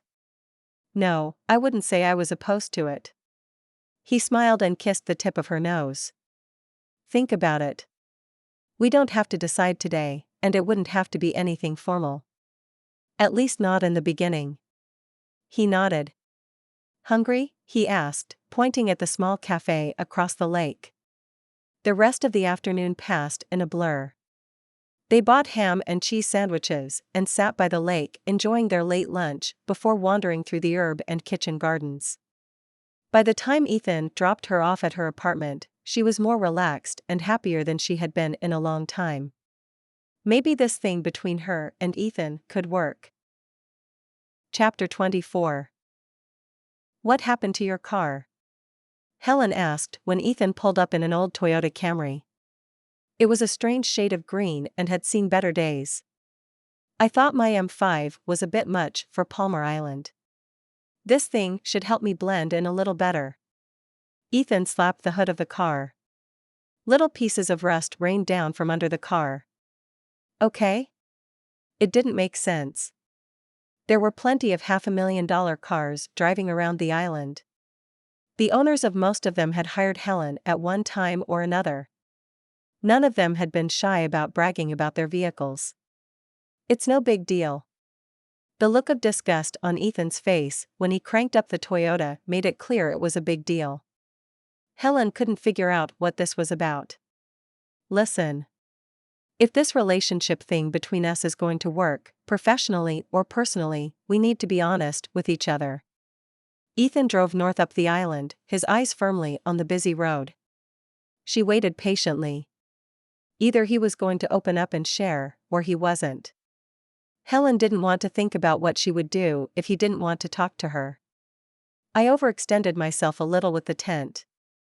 I sold the car and bought this used piece of junk to raise some working capital." "You didn't have to do that. If you'd said something, I'd have given you an advance on part of the Sutton profits." She shook her head.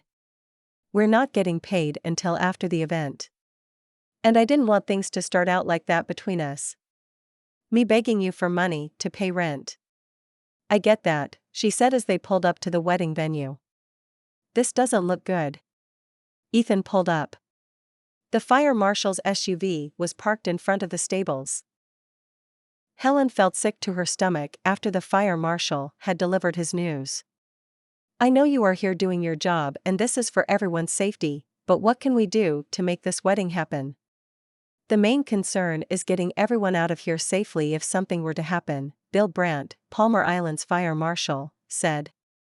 "We can move these tables around and create a couple of alleys, making it easier for people to move around." "Would that work?" Ethan asked, using his hands to show the areas he had in mind. "We have quite a bit set aside for the dance floor. I'm sure we could cut some of that to give us more space for table placement." Helen did her best not to panic. How had the fire department gotten involved and so close to the wedding, too? That would certainly help. The other issue is a lack of secondary exits. The last thing you want, if panic breaks out, is to have everyone rush out of the only set of doors. The way you have this right now. Helen tried her best to focus on the man's words, but they were quickly being drowned out by the sound of blood rushing. She could hear it, feel every single heartbeat. Ethan touched her elbow, silently checking on her before pulling out a chair and pushing her down on it. Usually, she didn't condone that kind of behavior, but her legs felt like they were going to give out from under her. A delayed reaction to the medication she'd taken, brought on by stress. At least, that's what she hoped it was. Being an event organizer was stressful, and on any other day, this would barely have given her pause.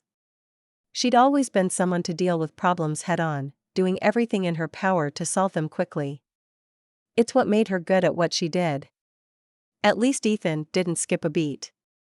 He continued to talk to Bill, discussing options until they seemed to come to an agreement. Those evergreen planters outside pose another hazard. It makes it impossible for everyone to disperse quickly once they make it out of the tent. A man dressed in an expensive suit made his way toward them. Helen didn't recognize him, but one look at Ethan told her that he was no stranger to him. Ethan's eyes narrowed, and he gripped the back of the chair in front of him hard enough that his knuckles turned white. "I'm not too worried about that," Fire Marshal Bill said. "If you take care of the exits, I'm happy to let this go on as planned." Helen followed the fire marshal out to his car. "Thank you. Do you mind if I ask what brought you out here this morning?" "We got a call from a concerned party." "That's all I can tell you," Bill said before getting into his truck.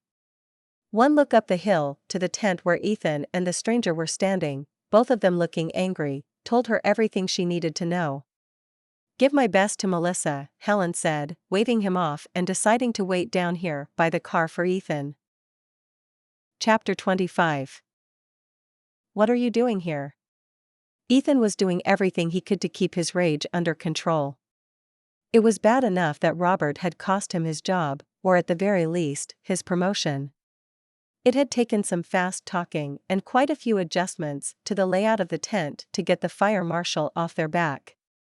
They'd added 2 additional exits, rearranged the tables to create clear paths to them, and Helen had promised to install lit-up exit signs the following morning. Ethan had no idea where she planned on getting them. The exits weren't a bad idea, but everything else had seemed like overkill, especially when Robert had suggested the planters surrounding the tent could be a hazard in the event of an evacuation. Thankfully, the fire marshal had agreed that it was a bit of a stretch. Ethan stared at Robert, waiting for a response. "I heard you were getting involved in the Sutton wedding. I thought I'd come down and see how things are going." Robert wore that smile of his that set Ethan's teeth on edge. "Making sure I'm not encroaching on your territory?" It was a rhetorical question, and Ethan knew it. "Taking care of my business interests." Robert shrugged, walking out of the tent and into view of Helen.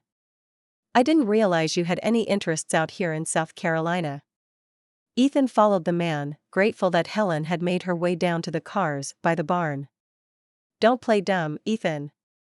I know what you're up to." Cozying up to Mrs. Sutton and talking her into handing over the Phoenix accounts. "I looked into your lease.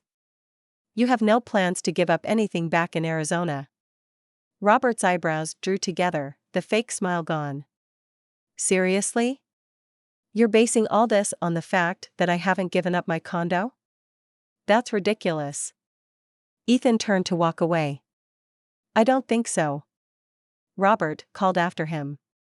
"Go home, Robert." Ethan didn't bother to look back. Robert would do whatever he thought was in his best interest. It was the one thing you could count on around the man. Of course, Robert was right about the condo and everything else. But Ethan wasn't about to fess up to that. "Everything okay between the two of you?" Helen asked when he walked back to the car, doing his best to keep the expression on his face neutral. "I wouldn't go that far. Robert has always been a pain, and that hasn't changed." Ethan unlocked his car and opened the door for her. Helen got in and waited for him to crank up the Camry. "He's the one who called the fire marshal," Ethan bit out. He was gripping the steering wheel hard enough his knuckles were turning white. Forcing himself to relax, he loosened his grip. "I figured as much. What I can't figure out is why he did it." Helen looked out the back window as Ethan backed out of the stable yard. "He's trying to get back at me," he said, feeling the need to let her in on a little of what was going on in his messed up life. As much as he could under the current circumstances. For what, though? He got the promotion. What else does he want? Helen's tone was confused. He could feel her eyes on him. "From what I can tell, that wasn't enough for him." And from what I'm hearing from Arizona friends, his staff and vendors aren't too happy with him. That's why Robert's here. He's doing everything he can to make sure Evelyn Sutton doesn't hire me. Ethan was staring at the road in front of them. Seems like an awful lot of trouble to go through. And it's not like they'd start taking over the Sutton, South Carolina events, right? Helen asked. Ethan shrugged and wished, not for the first time, that he could tell her what was going on. He could use her take on all this. And he couldn't help but wish she'd come back to Arizona with him. There was a lot they could do in Phoenix together. The market for event planning in the large southwestern city was exponentially bigger than what she'd carved out for herself here on Palmer Island. Chapter 26. Helen Williams?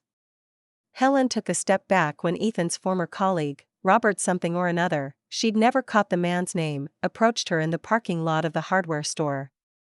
To her relief, Kenny had come through with the emergency exit signs. One less thing to worry about. Until she saw the serious look on the man's face. You are Helen Williams. I recognized you from the Sutton wedding venue the other day. He held out his hand. Helen shook it automatically. I am. What can I do for you? This is about what I can do for you. There's something you should know about Ethan. The two of you seemed close the other day. It didn't feel right to leave this beautiful place without at least warning you. Warn me about what? Helen opened the trunk of her Prius and set her purchase inside. She couldn't believe the guy's nerve. Walking up and throwing accusations around after the stunt he'd pulled with the fire marshal yesterday. That Ethan Shaw has no intention of staying here. He has a corporation set up in Arizona and a long-term lease on his condo. I'm hearing through the grapevine that he has feelers out for office space in Phoenix. Robert leaned against her car, a smug smile on his face that gave her the creeps. Helen shut the trunk and stepped away from her car, creating a little distance between her and the stranger. Is that so? If you don't believe me, call Herrick Real Estate. Ask for Adam. He'll confirm it. The smile on Robert's face grew. And he was blocking her door. It's not any of my business. Nor yours. If you'll excuse me, I have a wedding to get ready for. Helen stared at Robert until he moved. He shrugged. I said my piece and took care of what I needed to do down here. Good luck. He turned and walked off. Helen got into her car and sat in the parking lot, thinking. Finally, she pulled up her phone and looked up the real estate firm Robert had mentioned. Herrick Real Estate, how can I help you? A friendly female voice on the other end of the line said. May I speak to Adam, please? Adam Sandalwood? I'm sorry, but he's out of the office for the day. Can I take a message? Helen was tempted to tell her no. It was none of her business what Ethan did or didn't rent thousands of miles across the country. Except it did, at least a tiny little bit. Maybe you can help me. Do you know if Ethan Shaw is a client of yours and if he's looking into office space in the greater Phoenix area? I'm sorry, but we don't divulge what our clients are interested in, the woman said, her tone significantly cooler. Of course. At least she pretty much had confirmation that Ethan was a client of theirs. May I ask who gave you our number? Robert mentioned it in passing. I thought I'd follow up. I appreciate your time. Helen pulled the phone from her ear, ready to end the call, when she heard the woman speak. Oh, I didn't realize you knew Robert McMillan. In that case, I can confirm that Mr. Shaw is looking for office space, but as far as I know, he hasn't settled on any particular property yet. I'm sure Andrew will give Robert a call the moment he does. That would be wonderful. Thanks for your help and have a nice day. Helen hung up the phone and tossed it into the passenger seat. She was sick to her stomach when what she'd just learned started to sink in. Ethan was here under false pretenses. The man she was falling for, had fallen in love with over the past few weeks, had no intention of building a life and a business here on the island. She didn't have all the pieces to the puzzle, but one thing was for certain. Ethan had played her to get what he wanted. And she was stuck working with him to get Olivia's wedding off without a hitch. Sighing, she started her car and pulled out of the parking lot, heading back to the event venue to figure out how to install exit signs on the inside walls of a canvas tent. As soon as Helen pulled into the stable yard, she saw Evelyn's car. The older woman was getting out, eyeing the walk up to the tent suspiciously. "I have a pair of sneakers in the car that you're welcome to," she called before grabbing the exit signs from her trunk. "Thank you, dear. I think I'll manage." Evelyn waited for Helen, and together they made their way up to the back pasture, Evelyn pausing from time to time to get her heels unstuck. Last night's rain had made the ground even softer than it had been before. Helen was grateful that they had come up with the coach idea to get the guests and bride up to the tent. It served the same purpose as the golf carts, but was so much more romantic. "There is something you should know." Helen dropped the bags inside the tent and turned. Evelyn was busy arranging the flowers on the wide arbor that graced the entrance to the tent. "What's that?" Evelyn glanced over her shoulder and went back to picking stray leaves and petals off that didn't meet her standard of perfection. "Ethan Shaw hasn't been completely honest with either one of us. He's inserted himself into this wedding under false pretenses." Helen took a deep breath. It wasn't easy to throw him under the bus like this, but Mrs. Sutton deserved to know what kind of man he was. Why in the world would he do that? Evelyn Sutton turned, giving Helen her full attention. "He's using me and this wedding to talk you into handing the Phoenix business over to an event planning company he is starting. I'm surprised he hasn't approached you yet." Maybe Ethan was waiting for the right moment to make his move. "What makes you think he hasn't?" Mrs. Sutton said, her lips turning up into a small smile. Helen looked up, unable to tell if the woman was serious or bluffing. "It's none of my business. But I thought you should know." Evelyn Sutton nodded and glanced at her Cartier watch. "I appreciate that, but you are right. It is none of your business. I'd better get going if I want to make the final fitting. It looks like you and Ethan have everything under control here. I'll see you tomorrow." Helen walked into the tent to pick up her bags and figure out how in the world she was going to install the exit signs. Kenny had shared a few ideas, and she'd picked up a roll of duct tape just in case. Ethan was standing inside the tent, no more than 20 feet from the entrance. From the look on his face, he heard every word of her conversation with Evelyn. Or at the very least, the all-important last part. "How could you?" The look of betrayal and sadness on his face cut her to the core.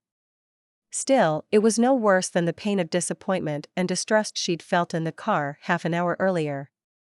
Helen shrugged. "The same way you did." She handed him the bags and walked back to her car. She needed a break from Ethan Shaw if she was going to get through the day tomorrow. He could figure out how to hang up those signs. Chapter 27. Ethan didn't know what he was feeling by the time he got back to the guest cottage he'd called home for the past few weeks. Those exit signs had become the bane of his existence. At least they were up. Who knew for how long, but there was enough duct tape left to make any emergency fixes as needed. The tent, on the other hand, would never quite be the same. The tent he owned and had no idea what to do with once the wedding was over. One more item to add to his list of seemingly unsolvable problems. Not that it mattered. He'd been angry enough to smash the wine glasses stacked in the back of the tent. He didn't, of course. He'd never intentionally sabotage a client's event, but it had been tempting after the exchange between Helen and Evelyn Sutton. He almost wished he hadn't had a front row seat to that particular conversation. But then he wouldn't know how Helen felt about him. That she didn't care enough to stab him in the back. It wasn't fair or rational. He made his way down to the beach. The cottage seemed too small and confining for the first time since he'd set foot on the island. What a stupid idea. Why did I come here in the first place? If I'd met Helen under different circumstances, he muttered before plopping down in the warm sand, watching the waves roll up on the shore in their never-ending game of push and pull. Looking out over the vastness of the Atlantic Ocean, he imagined what it would have been like if he and Helen had met under different circumstances. If he'd come out here on vacation and chatted with her in the roasted bean. He felt his lips twisting up into a small smile as he pictured taking her to dinner, going for walks on the beach, and, of course, visiting those beautiful gardens where Helen had offered to bring him on as a partner. Before she'd found out he'd approached her under false pretenses.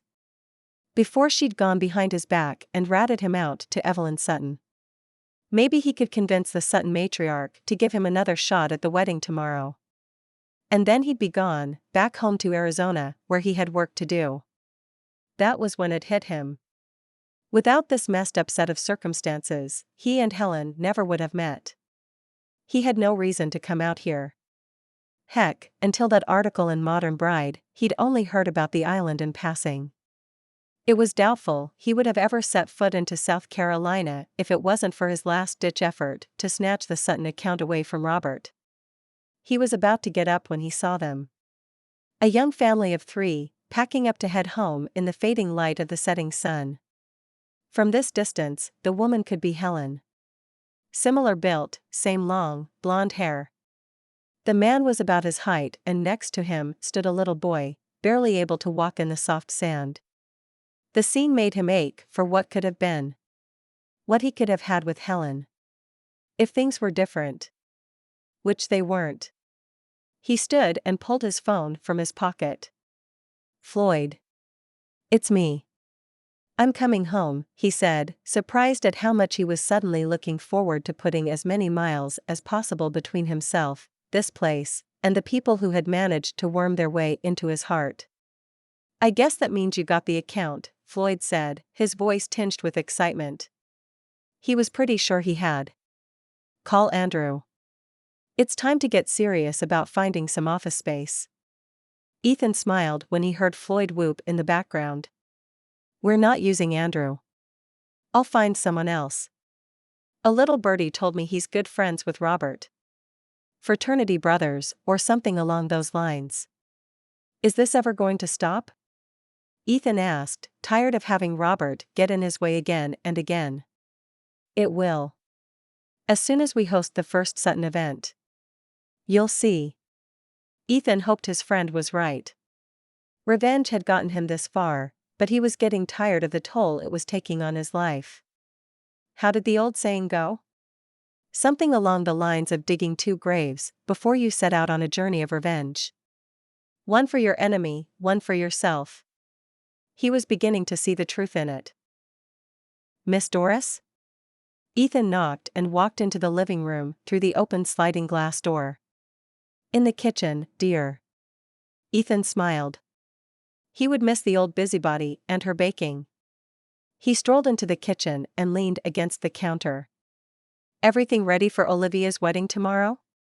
Miss Doris asked. Her back was turned to him, and she was busy stirring a pot of soup.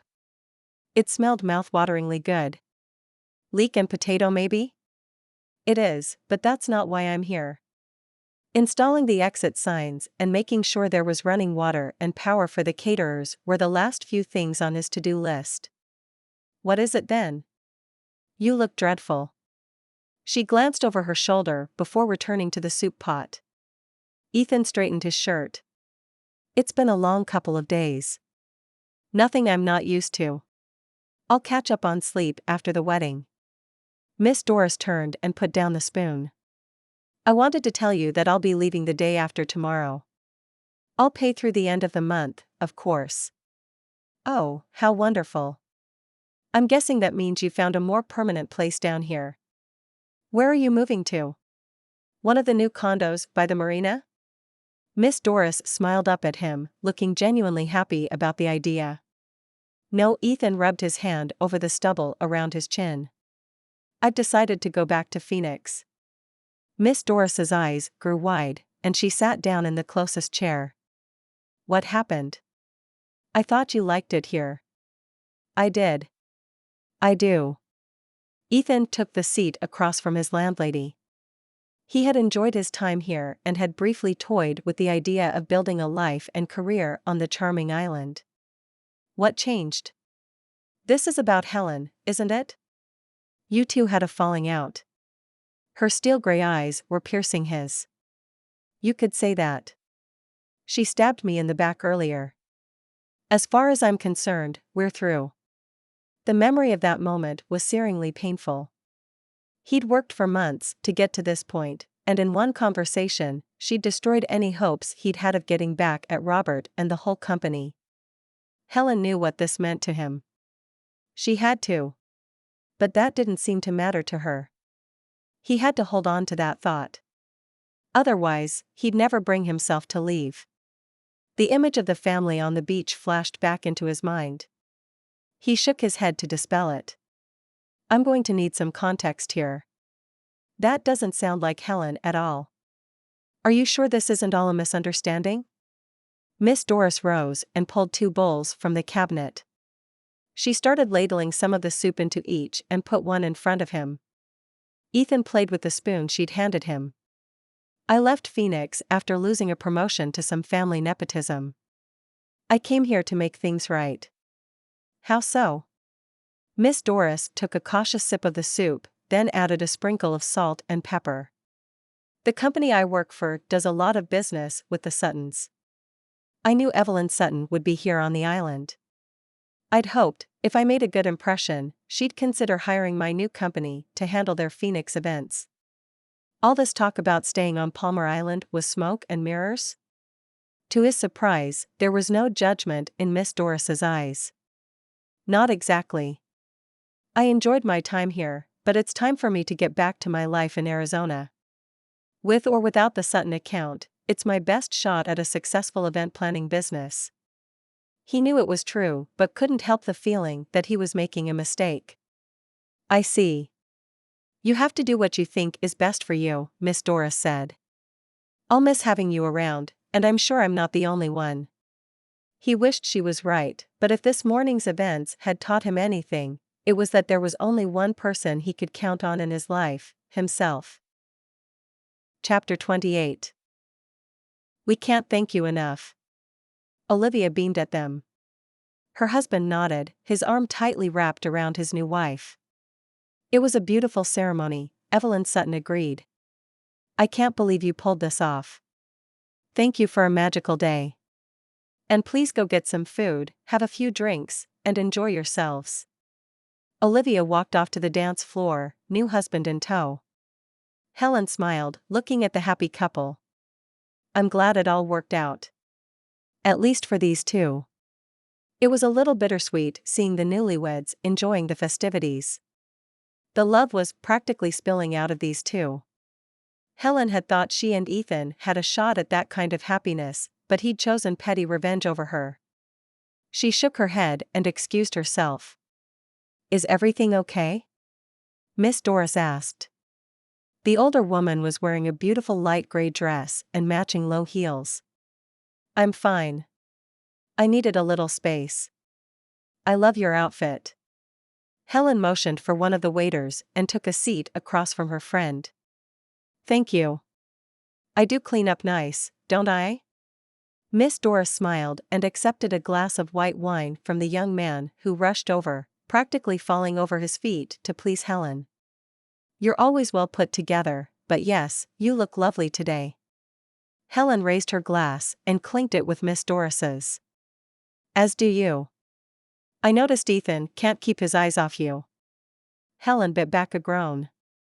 Thank you. You don't look happy about that.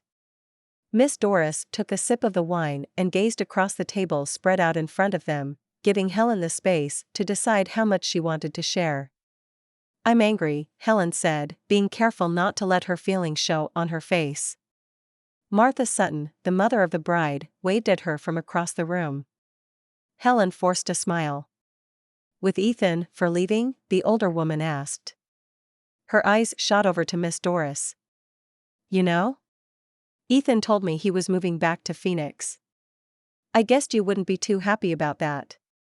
Miss Doris set her glass down and started picking at a piece of chocolate cake. I'm not. Helen pressed her lips together. This wasn't the place or the time to pour her heart out.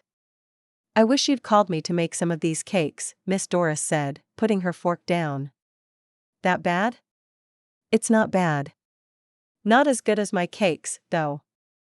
Miss Doris pushed the plate over to Helen. She took a small bite. Her friend was right. I will next time. I guess that means you're not moving to Arizona.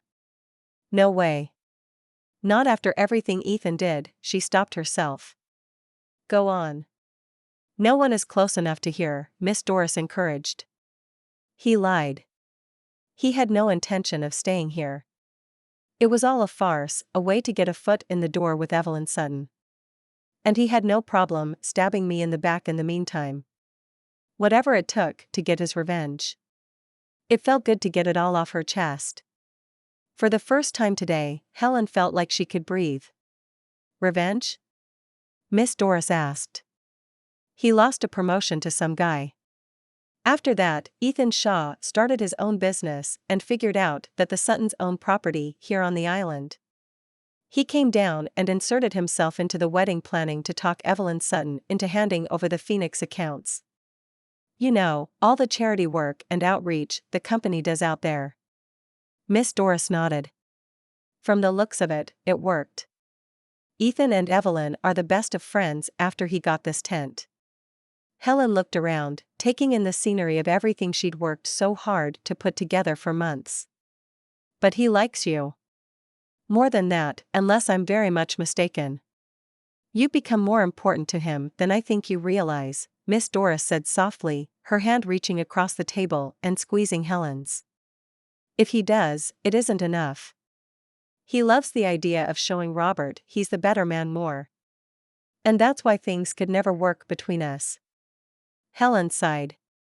She'd known this since she called the number Robert had given her, but that didn't make it any easier. Are you sure those two are mutually exclusive?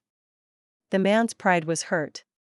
Wanting to prove to his old boss that he'd made a big mistake doesn't mean you're not important to him.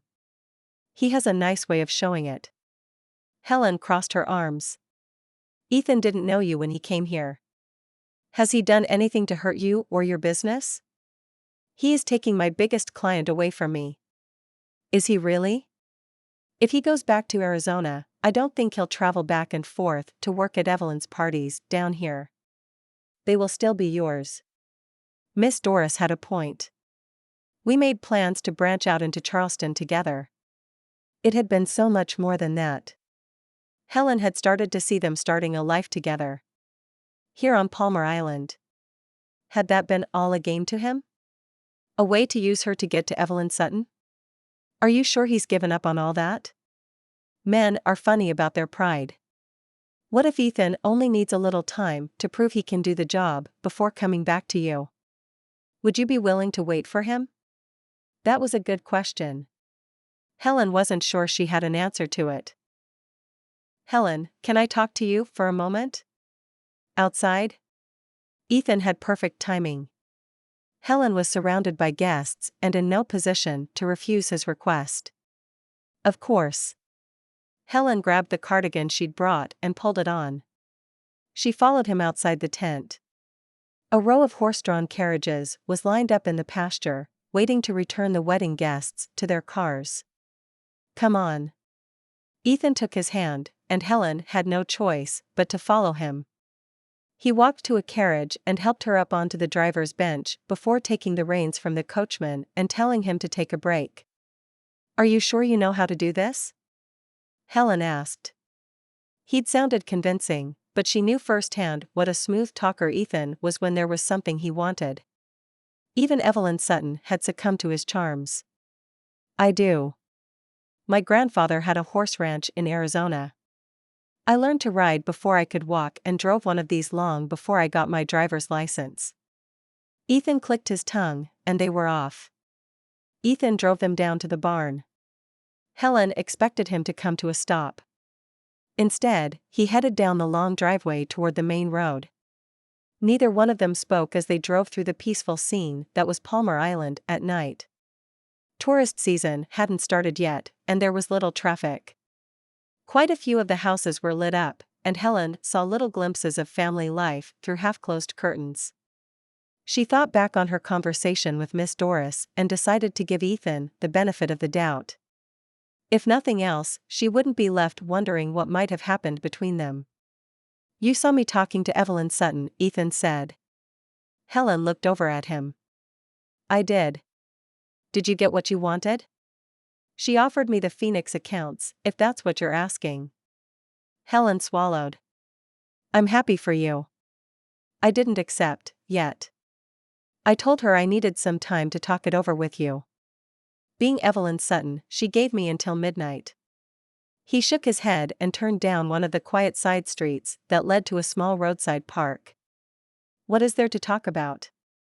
Helen asked, the butterflies in her stomach doing somersaults. Ethan pulled into the small park, and the carriage came to a stop. "There's a lot to talk about. Starting with this. I didn't expect to come to Palmer Island and meet you." Helen smiled. "I thought meeting me was the whole point of the move." Ethan let the reins drop, turned, and took her hands in his. "It was. What I mean is that I didn't expect to fall in love. But I did. I love you, Helen, and as much as I want to show Robert and his uncle that they made a big mistake, it's not as important as you." Helen swallowed. "You do?" Ethan nodded. "I want to see if we can make this work. See where this relationship takes us. And I know your home is here. Your life is here. What I'm wondering is if you could see yourself spending time with me in Phoenix. We talked about a partnership, about expanding into large events and more weddings. There's no reason we couldn't do that in Arizona. Join me as a partner. I'll turn over 50% of Ethan Shaw's celebrations to you." "It's tempting." Helen sat and thought for a moment, the warmth from his hand seeping into her. "But it isn't what you want." His voice was breaking. Helen looked up and saw the raw pain in his eyes. She reached up and touched his face. His cheek was clean-shaven. "I want you." "You do?" It surprised her how much. "Yes. I want to see where this goes. And I'm sorry I went behind your back and told Evelyn about your plan. I was hurt and lashed out. You had every right. I should have been honest with you from the moment I started having feelings for you." His honesty meant a lot, as did his offer. But it didn't change the fact that this was her home, and no matter what percentage Ethan offered her in his business, it would still be that. His. Not hers. "I worked hard to get to where I am here on the island. I have clients who are counting on me and a full schedule through the fall. Even if I wanted to move out west with you, I couldn't. At least not for a while. I can understand that." Ethan smiled and pulled her close. "And I understand why you have to go back. The only question is, where does that leave us? Aside from you here on the island and me thousands of miles away in sunny Arizona?" Ethan asked, a small smile playing around his lips. Helen nodded. "How do you feel about long-distance relationships?" he asked softly. "In general?" "One in particular." Helen didn't need to consider. "I think it's worth a try." "I was hoping you'd say that," he said before leaning over to kiss her. His lips were brushing hers, gently, as if asking permission. Helen wrapped her hands around his neck and pulled him closer. If he was leaving tomorrow morning, she wanted to make memories to last until she saw him again. There was much to figure out if they were going to make a long-distance relationship work, but that could wait. For now, kissing Ethan Shaw in a horse-drawn carriage here on Palmer Island was enough. Everything else, they could work out later. Epilogue. Phoenix, Arizona, 6 months later. "I can't believe you're actually here." Ethan hugged her. It felt amazing to be back in his arms, to smell that familiar scent that was all him. And to let him kiss her senseless. "Get a room," someone mumbled. Another person bumped into Helen's back. Reluctantly, she opened her eyes and stepped out of his embrace. I missed you too, she said, unable to suppress a grin. Joy was flowing through every inch of her body. It's been too long, Ethan said before taking her bag in one hand and grabbing her hand with the other. You got your car back, Helen said when he popped the trunk of his BMW. Not quite. I bought the same color and model. It comes with a couple of fun upgrades, though. Helen had no idea what those could be until they pulled out of the airport parking lot and out onto the highway. I take it the upgrades had something to do with the engine? Ethan grinned and shrugged. What can I say? Business has been good. After his return to Phoenix, Mrs. Sutton had made good on her promise and sent all her Arizona business his way. To keep things fair, she'd called and talked her South Carolina acquaintances into hiring Helen for any and all parties and events. As a result, they'd both had the busiest and most profitable months of their lives. The downside was that they hadn't spent much time together in person. Ethan had returned to spend Thanksgiving with her and Miss Doris. And now Helen was here to spend their first Christmas together. Thanks for coming out. I don't know if I could pull this off without you. Do you mind if we drive straight to the venue? And help out with Mrs. Sutton's famous Christmas party. From what she'd heard, it was the event of the season, taking place in one of the fanciest hotels in Phoenix. I don't mind at all. I can't wait to check out the venue. Put me to work. Evelyn Sutton was waiting for them in the hotel lobby. Helen. Thank you for coming. Ethan here has done an amazing job, but I'll feel better having an extra pair of eyes on everything. She proceeded to walk them to the banquet hall, where tomorrow's event would be held. Helen spun around, taking everything in. Workers were putting the finishing touches on table settings and decorations. A maintenance crew was busy checking the sound system on the small platform stage at one end of the room. There wouldn't be much for her to do. Helen walked around the table, straightening a napkin or a fork here and there. What do you think? Ethan asked softly. It's perfect. You did an amazing job. She took his hand and kissed his cheek, reveling in the fact that they were close and spending the next 2 weeks together. Ethan? An older gentleman approached. Oh please, Henry. You came to check on your successor. To see if he's messing up my Christmas party. Evelyn Sutton walked up and put her arm into the crook of his. As a matter of fact, I am, and I must say, I'm impressed. It may have been a mistake to promote my nephew instead of you. The grin on Ethan's face as Henry and Evelyn walked off alone was worth the trip. Ethan. It's good to see you again. And I don't think I got a chance to meet this beautiful young woman yesterday. Henry Macmillan walked up to them. Ethan was surprised to see him here. It's good to see you, too. Again. This is Helen Williams, my girlfriend. He put a protective arm around the woman he loved. Helen held out her hand. It's nice to see you again. Ethan did a nice job, didn't he? She looked around the room with a big smile that melted his insides just a little. He sure did. In fact, I was hoping I could talk to you for a moment, Ethan. Henry moved his head, indicating for the two of them to walk off. Ethan only had Helen for a few days. There was no way he was letting her out of his sight unless absolutely necessary. What would you like to talk about? Henry Macmillan raised his eyebrows. Very well. I've been keeping an eye on you since your return. It's impressive what you've built in the last 6 months. You might give me an actual run for my money. Thank you. That means a lot. He could feel Helen squeezing his hand. If you're interested at all, I'd like to make you an offer for a buyout. Helen gasped, and Ethan glanced over. Her eyes were wide with surprise. To be honest, it isn't something I've thought about, Ethan said. I'll make it worth your while, Henry promised. Call me Monday, and we'll set up a meeting. If the numbers are right, I might consider moving back to Palmer Island. That's if Helen here will hire me. Henry nodded and excused himself. Are you serious? Helen asked the minute he was out of earshot. Let's get some air.